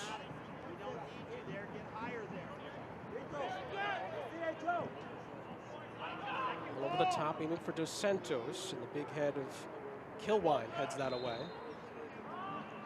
And it'll go Red Bulls 2's way on the far side. Little switcheroo on the back line right now. Kilwine tucked himself in next to John Tolkien. Joe Fala has come over just underneath at Gardo-Rito, shielding the right side. John Wolenak not liking what he saw out of his back four in the first half. Make the change. Rito also gives you a continued attacking presence. Boonton feeling uncomfortable, to say the least, in the opening 45 minutes. Just make the one change and start to tweak things here a little bit. RJ, you have 2. Throw by Tolkien just keeps on rolling there, and it was a good job shepherding that out by Skylar Thomas for a goal kick. Skylar Thomas, one of 2 Pittsburgh players on a yellow card. Remember, Steven DeSantos picked up one as well for Pittsburgh, and of course Blumenthal for the penalty on the Red Bulls 2 side of things, also on a booking.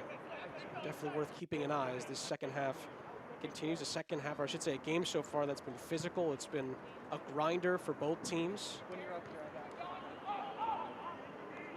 It's the team in black and yellow representing the city of Pittsburgh who have the lead. Speaking of leads, might as well give a little update considering it is one of the marquee matches of the evening. How about Louisville City FC? Speedy Williams at Lynn Family Stadium getting a goal from Napa Masoso. Home squad out 1-0. Martin Rennie and co chasing. Well done, Ropa. Lou City really need 3 points there. Yeah, they're teetering right there with Red Bull 2 at this point in time. And you're by no means out of it, right? But with almost half the season gone, this is, you're basically looking at your October, your end of September, October right now, where there's those 6-7 games kicking into high gear, push themselves into the playoffs. And to be fair, Lou City is notoriously known for that. They only lose a handful of matches over their entire organization's existence come playoff time.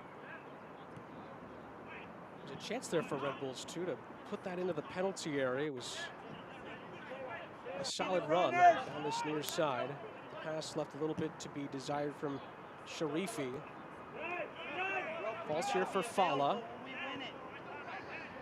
Dos Santos touches it away. Pittsburgh could possibly counterattack if that stays in. Mensa does well. Papa Mensa does really well to switch fields here. Chance for the Riverhounds. Mertz, the goal scorer, back to Mensa, deflected and wide. It's a corner on the far side, and it was actually Kilwine. Pretty build up, right? Well, you knew there was going to be a problem, by the way, the minute Joe Fala is standing 5 minutes outside the Riverhounds 18. They explode, go the other direction. There's the space that he's supposed to be standing in. And as they backtrack, Robbie Mertz, you wonder, should he have put this out in front of him on the first time, hit it on that right foot of his, don't mind the idea to come back across the body either. Well done to find the trailing run of Mensah, and a great tackle by Kilwine. It'll be crucial. After it was a great ball in for Mensah.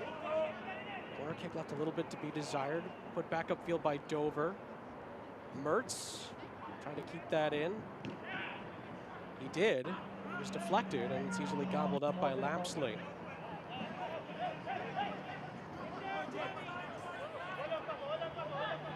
Rito's first touch for Red Bulls 2.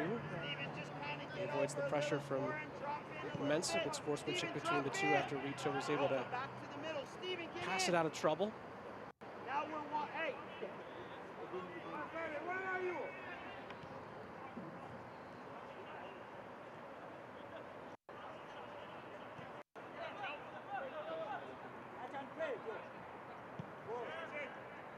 Ryan, that's not you! Kenny, that's Rito pressured by James. Fala. It's being hit back upfield and out for a Red Bulls 2 throw. Flick on, not sure there was much contact there. Mertz clears. Fala uses strength to hold off Rapapa Mensah. DeSantos. Come on, Ray, it's a turnover! Ray, better ball! Get into space! Towards DeSantos. The header was won there by Fala initially. It's a couple of tall glasses of water now there, and Fala and Kilwine defensively for Red Bulls 2. Ball goes all the way back to the goalkeeper and Gomez Corrals. It's not often at 6'4" in height, Preston Kilwine, that you're going to look up to someone. Joe Fala does fall into that category, standing at a pretty impressive 6'7". Couple of guys height-wise that could be wing players in the NBA, I think. You know, it keeps getting bigger, doesn't it? Everyone's getting taller at each position, it seems, these days. DeSantos. Thought he muscled his way past a couple, but foul's going to go against him. He's going to be a little careful. He is on a yellow card. This player still down for Red Bulls 2. He turns. It's not even a foul. You're giving, no it isn't. No it isn't. You can see the pressure and the passion continues from the sidelines. If you're a player on the field right now and you understand that your coaches are pretty heated, a lot of times you look to them for the guidance. Now's probably not one of them, respectfully, because that emotion can override your play. And with the way that both of these guys performed in the first half, you're looking for a solid ground to now build a base on, right? So 8 minutes in, still not the best we've seen either one in the past. And just find a way to build on that. I gotta be honest, it's the referee's viewpoint is different. You have to be very careful. We have the luxury of replays and angles and all that kind of stuff, and I think it's easy to jump on the referee's back. Do I think it's a foul? No. Do I understand how he could have called it a foul? Absolutely. Based upon the angle that he had, he sees the swinging arm. It's very different. If you're on the far side of the field in front of the linesman, it's a bit different, right? The AR can see a bit closer, and okay, the arm's out, there's barely any contact, let's turn and go. Your natural momentum in that situation as you're spinning away is for your arm to come off of your body. And again, the big telling thing for us is we got slow motion replay. Yeah. So that's definitely something the referees don't have the luxury of at this level. And you and I can both agree. I'll be the first one to jump on him and say, that's wrong. Right. Sometimes to a fault. But there is a gray area, right, you have to work with. Yeah.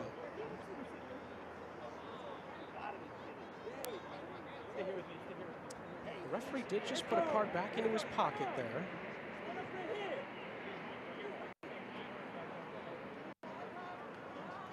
We'll look in and see what's going on with that in a moment.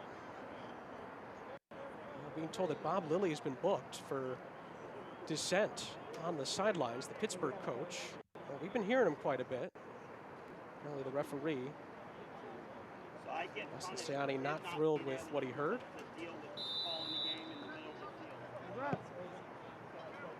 There's the confirmation of the sounds you've been hearing.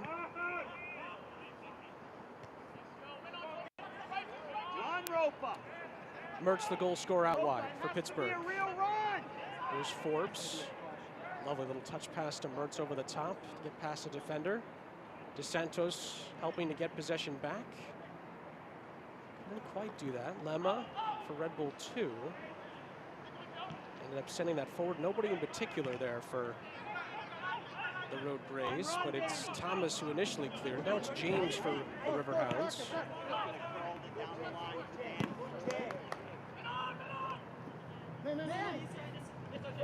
Lee did well to clear it.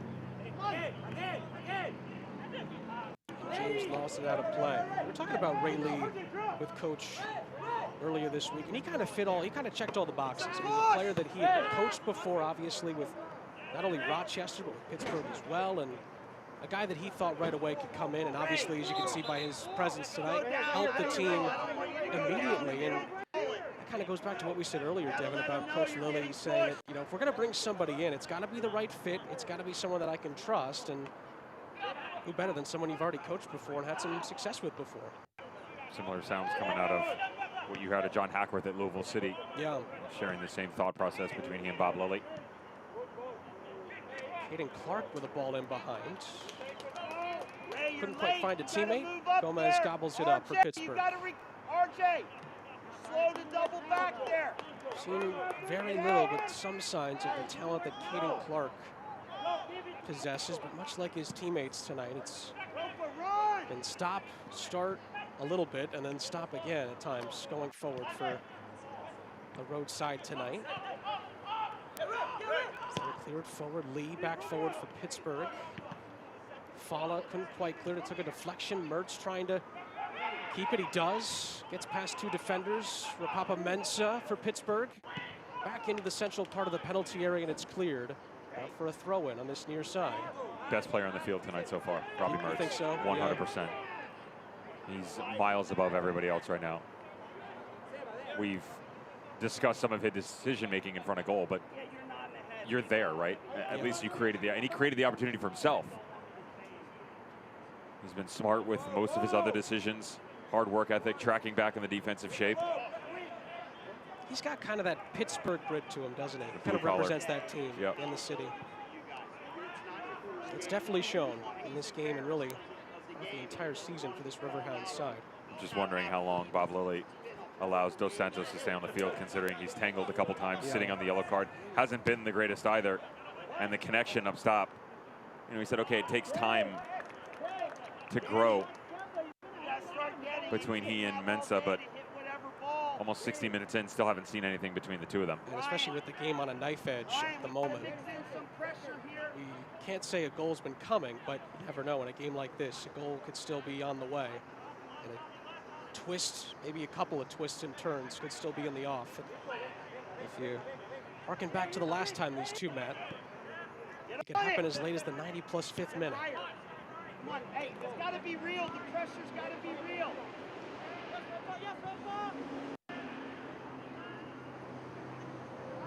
It's Tolkien. Korov tried to get onto that pass, and a touch pass forward, couldn't quite corral it.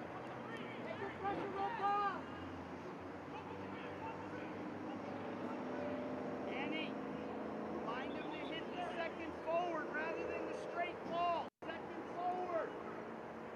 Dover will take the throw in for Pittsburgh on the far side.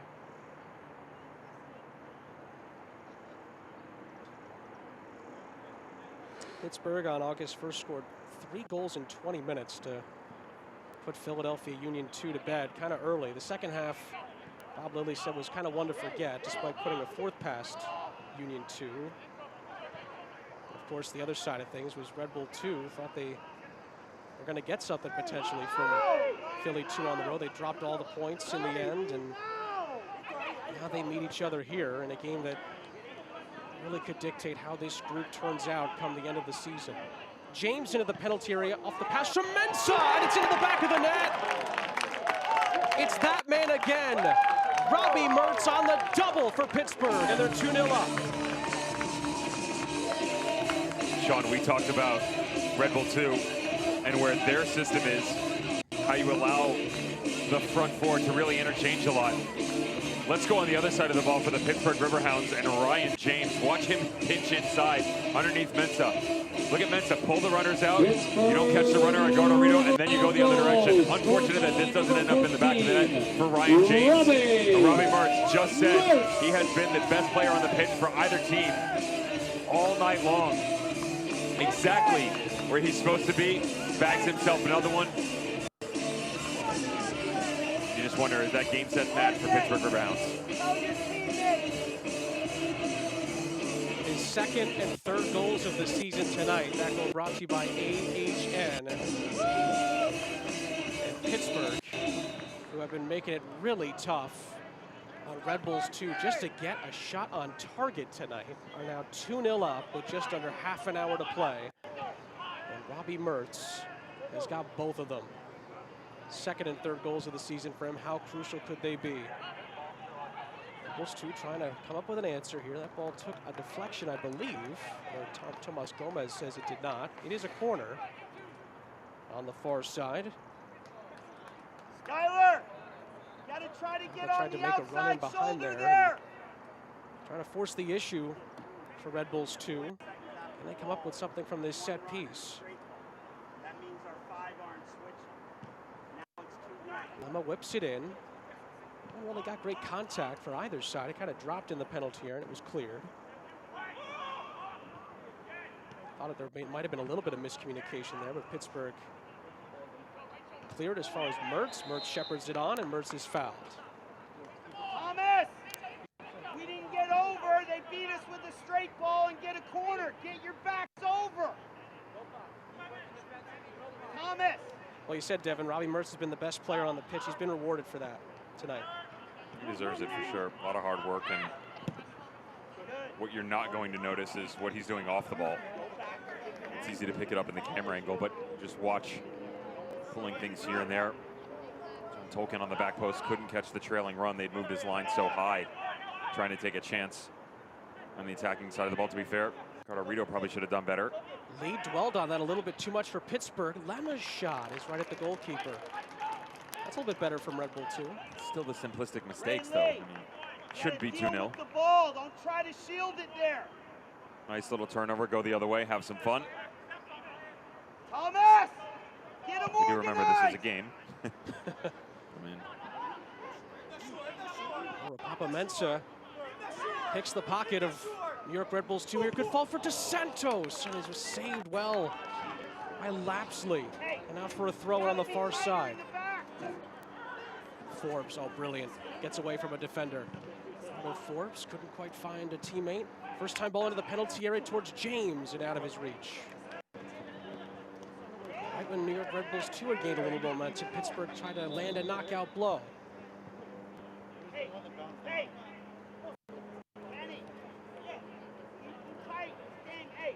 Referee blows play to a stoppage for a moment there. It's a great passage of play for Pittsburgh after the chance from Lema at the other end, and then Lapsley was there. New York Red Bulls 2. It looked like Pittsburgh was going to possibly put the game away. Mensah was in for a moment there, and DeSantos nearly finished New York Red Bulls 2 off.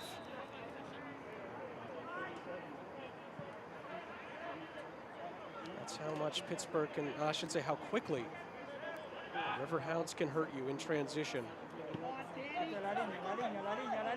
Lito want to get past James, but DeSantos helps. Back for Pittsburgh, ball in behind Mensah. It was misread. Rapapa Mensah, 3-0. Well, the Red Bulls 2 fell asleep at the back, and Rapapa Mensah surely seals all 3 points with Pittsburgh's third goal of the night. The 29th minute back on July 18th was the last time that this young man was able to do just what he was brought to this club for. Clinical finishes in and around goal. Beautiful spatial separation. Gets himself into a one-on-one, and then you just got to go to work, right? Little shoulder charge, hold players off. Lapsley can't see exactly what's coming his direction. He's shielded by the challenge on the back line. Mensah, little shimmy, bottom corner. Thanks for coming. That Pittsburgh goal brought to you by AHN. It was really a mistake at the back by New York Red Bulls too. A miscommunication and a misread on a ball in behind. And Papa Mensah pounced and finished for Pittsburgh.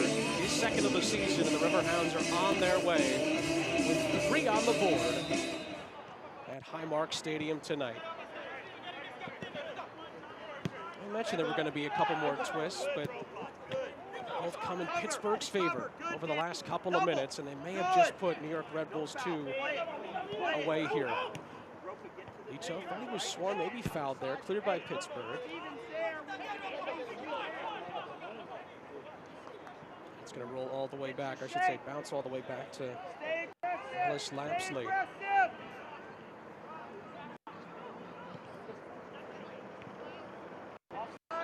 Touchdown. It was, well, initially towards Daniel Edelman, who just came on as a substitute for New York Red Bulls 2, as did Sharif J, number 70 in gray for New York Red Bulls 2. Neither of them got to it. Offsides was called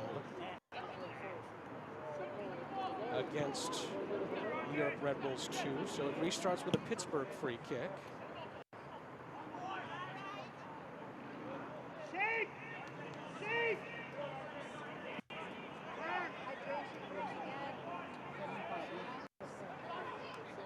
Pressure here from Pittsburgh.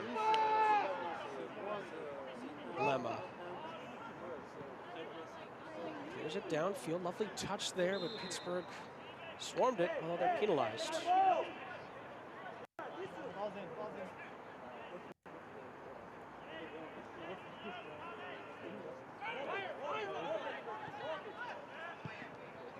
that's fine. Now just recover. Steven D first, they switch.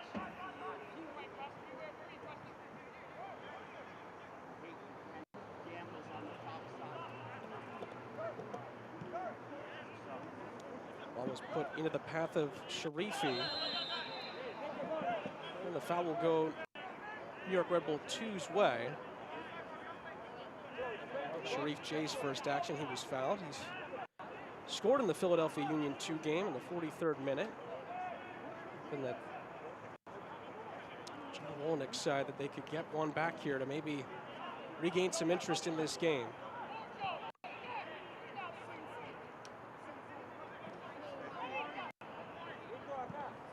Forbes, lovely pass to James.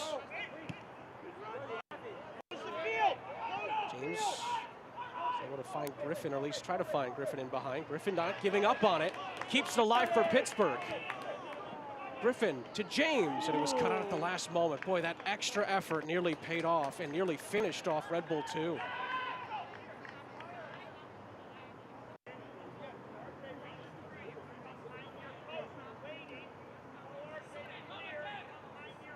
Something we've seen a lot in this second half. Just seems like Pittsburgh has been first to almost everything, and they've been the ones dictating it, and the scoreline is starting to show that. Chested on by Mertz. It was not a bad idea. Nearly found a teammate in the penalty area.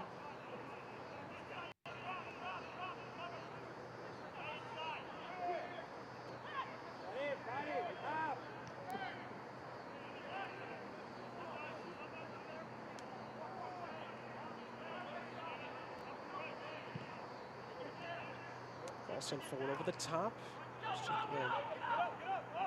Hava couldn't quite get to it.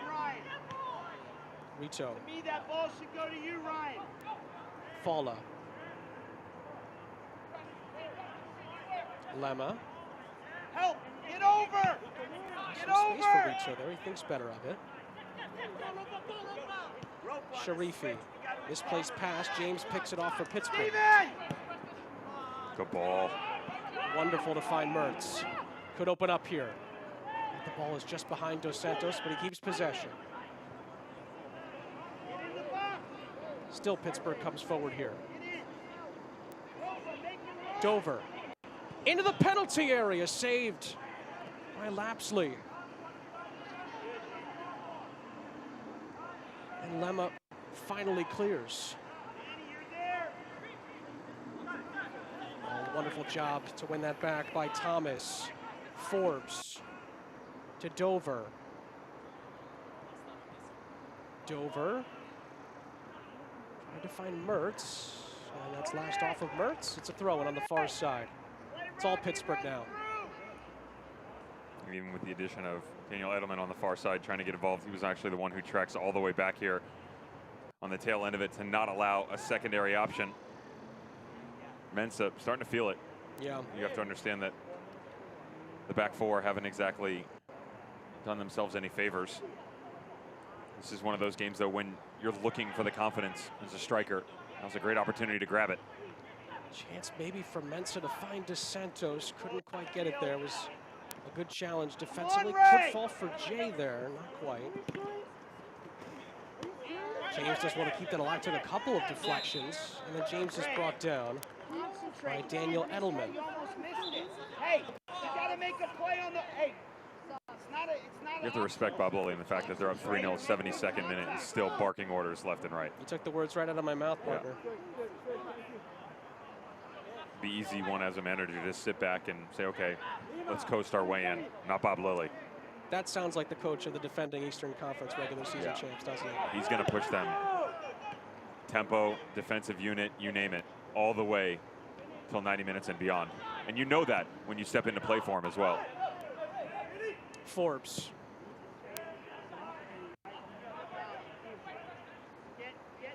Griffin.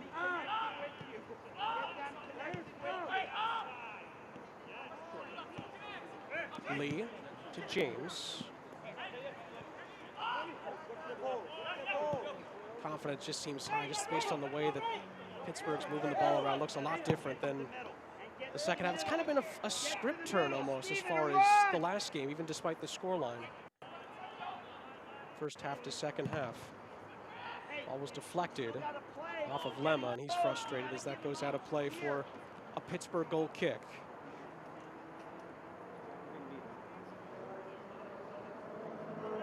Seems like New York Red Bulls, too, just hasn't been able to recover since the penalty, hasn't it?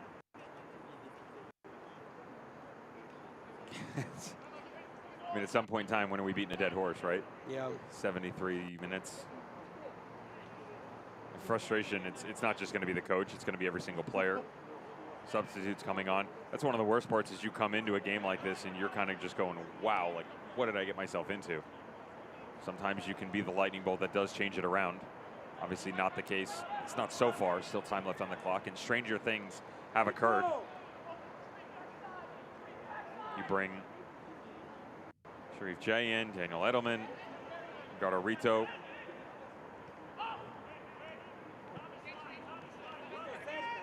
It was 4 and 15 in. I can't remember the out ones. Pittsburgh keeps on coming. It's a goal kick. Griffin again does well on this near side. You mentioned Edelman has scored this year. Jay has scored this year as well for Red Bulls too. John Molyneux doesn't even care about the goals right now. He just wants some quality effort, right? Yeah. Put this ball on the ground. Let's knock it around a little bit. Just so many issues. Find something to build off of, at least for the next match, too. Lovely give and go to Jay. Hava puts that into the penalty area. Nobody touched it. Falls for Lemma. Lemma's shot is blocked by Dover. Thomas clears, at least out of the penalty area. Mertz trying to fling it downfield. His missed kick, though, ends up leading to a throw-in as it was last off of Edelman on the far side. I haven't seen a ton of that link-up play yet from Red Bulls 2, but that was a nice piece of build-up play for the road side there. Really created a chance.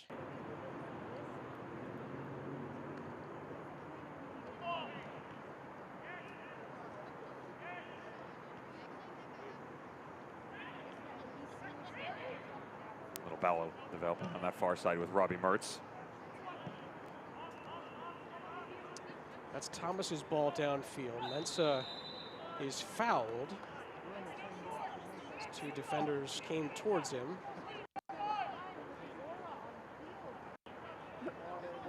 Just takes a bit more air out of the game, doesn't it? He's still down, goal scorer. He's okay.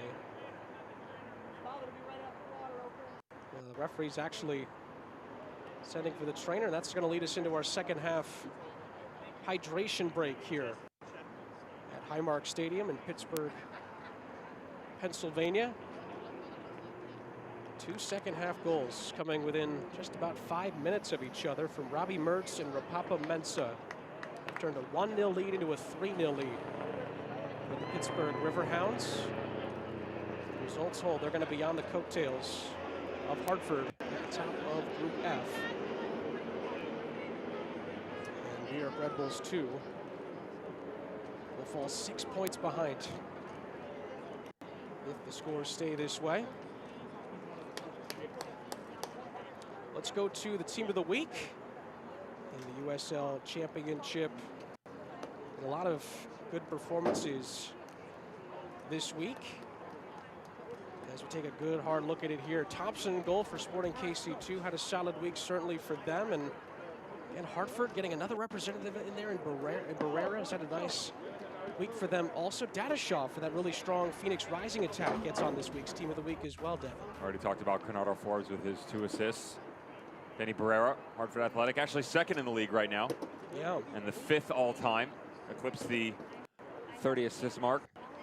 Luis Soloniak, former Chicago fireman, doing things out in San Antonio right now. Hearing that Christian Pirano, speaking of San Antonio, he has actually netted himself another goal. That's 3 so far this season, so he's climbing the Golden Boot race rankings. It's not a bad little view right there of the skyline. Take that all day long. There's the Danny Rivera sighting. Thought we may get to see. It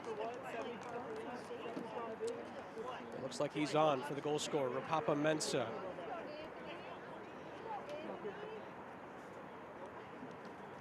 Overall, a good night for Mensah. Obviously, the goal. We certainly saw some moments from him in the first half. Well, before we talk about that, Anthony Velarde is coming on for Pittsburgh as well. Danny Griffin got some good effort plays out of him over the last 10 minutes or so. He makes way. So a couple of changes for Pittsburgh here in the latter stages. Got better as the game went on. Mensah still not good. You brought him in, hold up play, spatial awareness, moving around in tight spaces and around the 18.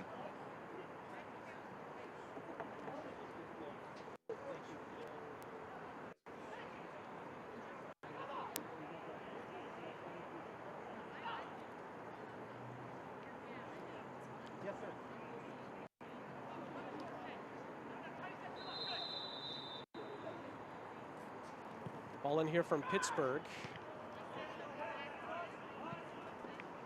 Miscommunication there initially. Ball goes out of play.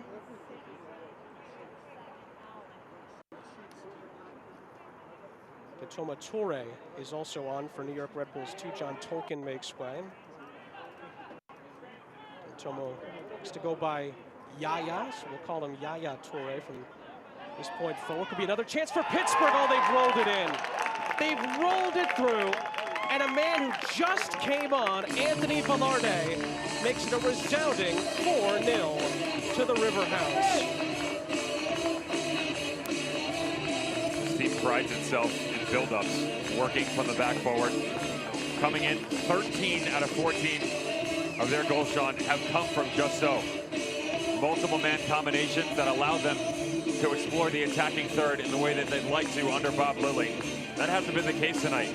4 giveaways and some solid challenges in the middle of the field lead to these goals. Little touch by Velarde. And then we go the other way. There's the substitute coming from Danny Rivera. I think he's done a fantastic job so far this season. Little 1-2 punch. Let's have a little fun. Lapsley beside himself that it is broken rank once again. And another one ends up in the back of the net. Another goal brought to you by AHN. There's the confirmation. And who just came on, Anthony Velarde. Wraps up the point surely now for Pittsburgh Riverhounds. 4-0 to score, the second 4-0 in a row if it stands for Pittsburgh. It's turning into a resounding victory here for them at Highmark Stadium. What a performance.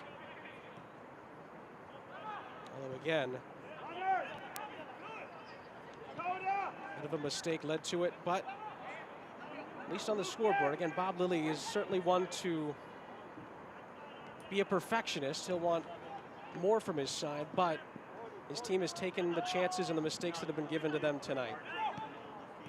Still not going to be happy, and they will 100% be running sprints for this. They have taken advantage of their opportunities here in the second half.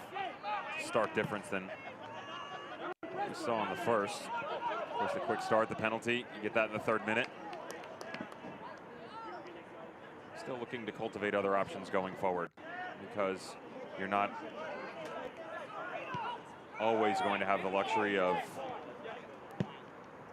these misplaced chances coming out. Poor play from Red Bull 2. Dos Santos.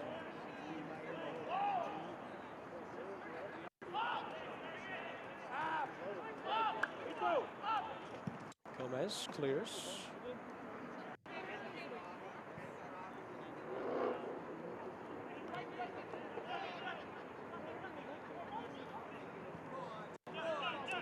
Well, I mentioned the big goal Lou City scored earlier. FC Tulsa have just taken the lead against St. Louis FC. That's another big game in that group. Another chance here, Velarde for Pittsburgh. Dover tried to run onto it.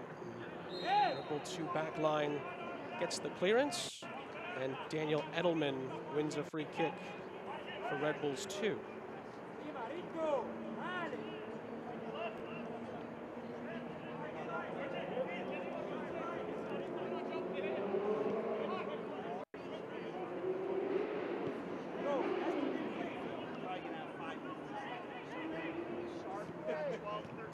Another big win for, and a long way to go in that game, obviously, getting towards halftime in that St. Louis FC Tulsa game. But FC Tulsa have plenty of games in hand. That could be a big result for them if the result holds. Long way to go, obviously. James thought about it, took the shot. It was blocked by Edelman. Jay trying to run onto it. And he, in the end, commits the foul. It was... And Kaya Zulu did a really good job defensively there. Here comes some more PA lottery substitutions for the home side. Little line change. Shift by Rayleigh on the back line. Lucas Fernandez. Hunter Ashworth. And Dakota Barnathan, I should say, all on for Pittsburgh. There's the man with 2 goals coming off. Robbie Mertz gets a good hand from the bench as he heads off for the night. Penalty and a goal from open play for the Riverhounds tonight, as Bob Lilly, use another expression, empties the bench, just about at least, and gets some fresh legs in there for the last few moments here.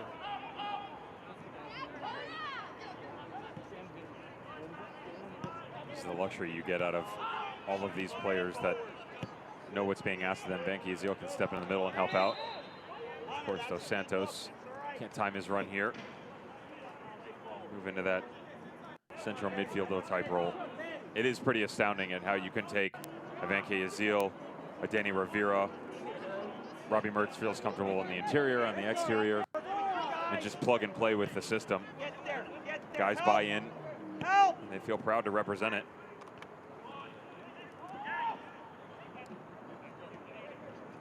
You and Bob Lilly were talking earlier this week about Danny's performance, Danny Rivera, that is, against Pasher, Indy 11. How big that really was, despite them losing the game. Really showed the signs that he could mark one of the best in the game. And, you know, Coach Lilly told us that, yeah, the goal goes in, but that was a goal that normally doesn't happen. It was just a miraculous play by the player, Pasher in that case, and he was just as happy as you were with that performance, which for him is saying something. I think you have to take a look at, number one, like what you said, it's against Tyler Pasher first off, so the bar has already been set really high. You combine it with the fact that Indy 11 is not a one-man team. Right. There's a wrecking ball that is starting to get better and better under the tutelage of Martin Rennie. And for Danny Rivera, he started with the Dean Bulldogs, transferred to Vermont, did some great things for the Catamounts and was a holding midfielder by trade. So understood what that position was like. It's been a bit different since his time with the Riverhounds. He grew up in the New England Revolution Academy, and Bob Lilly's a bit different than that, we'll say. Even with the arrival of Bruce Arena there, their head coach that, of course, came over last year, MLS team, and just stepped right in. Seamless transition. Knew when to check, knew exactly when, not only the player, but had to close the space instead to drop off the passing lanes. Indy 11 weren't able to find those levels, and that's what he gets out of his players. It doesn't matter if it's Danny Rivera, Dakota Barnathan, Robbie Mertz, they know how to change.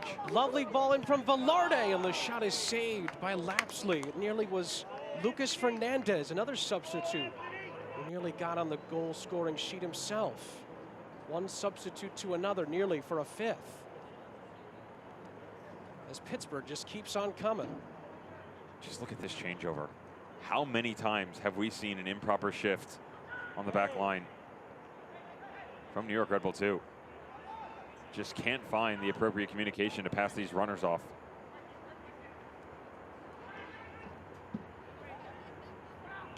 Dos Santos, the target, was cut out. Vera nearly was able to corral it. Now he's got it on this near side for Pittsburgh.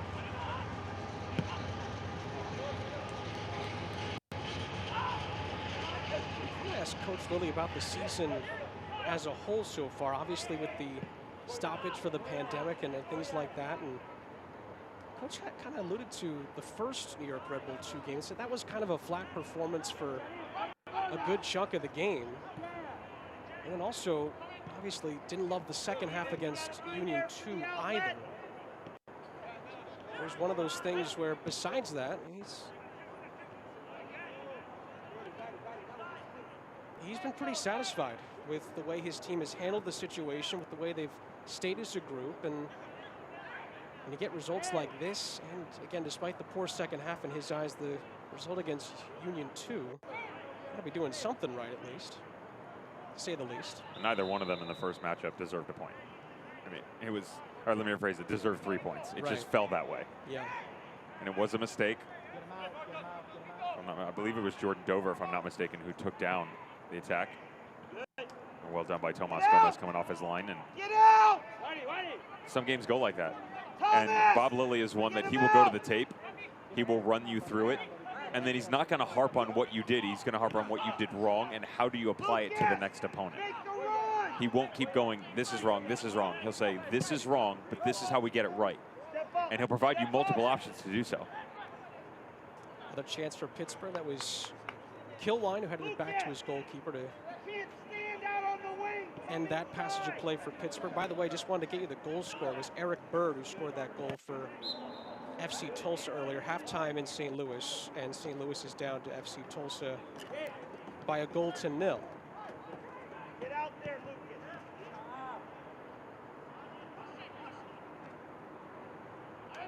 Still thinking forward? Steven, if Lucas is marked, tell him to get out. It has been a game that has gone a little goal crazy, but it's only been for one team. It has been all Pittsburgh in this second half. And it could still be a little bit more from the Riverhounds here. Dos Santos. By the way, when he scores for Pittsburgh, they're perfect. 12-0-0. No draws or losses when he scores, but they can win without him scoring too. And tonight is the evidence of that.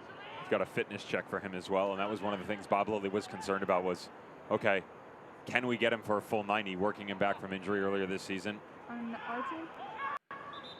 He finally gets that. Yeah. Not a great performance, but an opportunity because you have that cushion. You can leave him in, stretch that fitness, get him set up for the next match. Those will be the things I think that Bob Lilly's even more happy about, probably than the 4-0, right? Making that a priority, checking that box off for a future performance. That's going to probably make him just as happy than, just as happy as the result itself and the margin of 4 minutes. How about for John Wolenak, you turn the page, so obviously it's Saturday, August 8th. You're going to lose this match, barring a crazy act of God. Maybe a couple of those, yeah. But you don't have the opportunity to sit back and dwell. And maybe because sometimes you can take that as a positive and a great learning mistake because you have to turn the page immediately. You go to Wednesday, then Saturday, then Sunday. So you're playing 4 games in the span of 15 days. There's a lot of rotation there. Get right back to it. Almost starting to experience a bit of collegiate schedule used to be like in my days. And the guys still deal with it now. We just don't necessarily know as to whether or not there's going to be college soccer. Fingers crossed. I'll knock on wood for you. There you go. Yeah, please. We'll see. I hate to deny those young gentlemen of the opportunity, but of course there's a lot going on in the world right now. Here's Velarde, the goal scorer. I wish I had a stopwatch for how long it took him to get that goal after he came on as a substitute. Talk about an instant impact. Jonathan got his first touch on the ball, but Pittsburgh's backline controls. Again, this is going to bring the Riverhounds to 12 points. It's going to really put them in the race for that first spot in Group F, currently occupied by Hartford Athletic.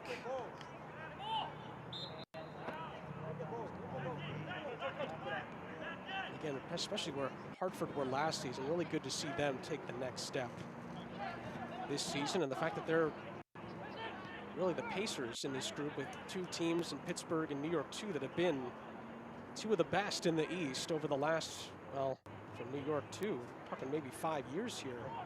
They're trying to make their 6th straight playoff appearance. Shows you how far they've come in a season, at least to this point. Still, again, a long way to go.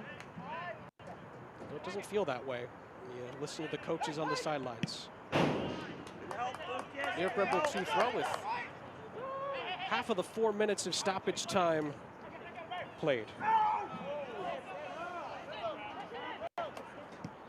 Kilwine trying to weave that ball through. Here's Lemma. Quito back to Lemma. Didn't have time to get his shot up, but he controlled it. Jay, chance for New York Red Bulls 2, and they score. The substitute, Yaya Toure, gets one back for Red Bulls 2 with just over a minute to play. On the ball. Get off his shoulder. You can't let him turn there. Did a fantastic job turning, shooting, and scoring. Well done here by Yaya. Done to Matore.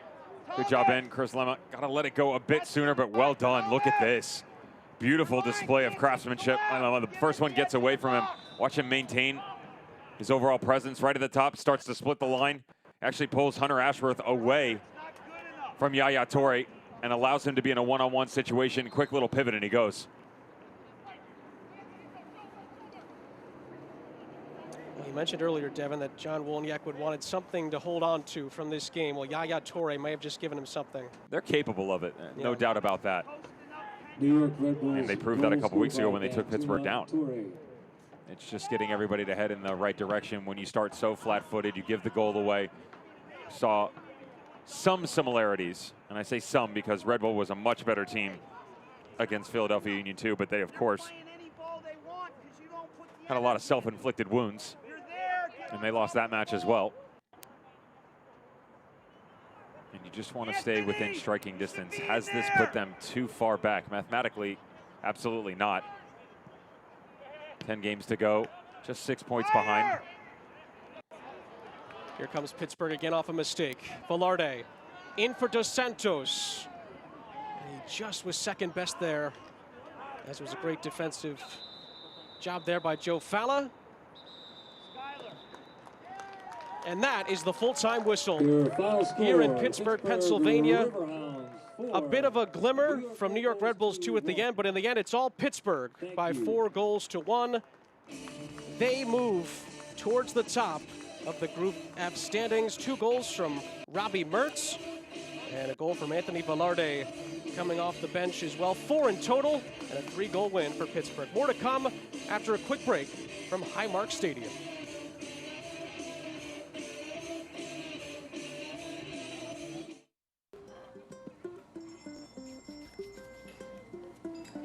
Hey, Gus. Hey, Nikki. So what's the scoop? Scoop? Who can pick just one scoop? Well, I'd say that one's mint for me. Sweet choice. Just like this. The newest scratch-off from the Pennsylvania Lottery. Yep. It's $1 million extreme cash. Wow. With top prizes of $1 million. You can't top that. Well, maybe with sprinkles. Keep on scratching. Explore a world of music on WQED. Explore sweater sessions on WQED. Explore educational opportunities. Explore science. Explore early childhood learning. Explore Nebby on WQED. Explore the power of the arts. Explore Pittsburgh Eats. Explore diversity on WQED.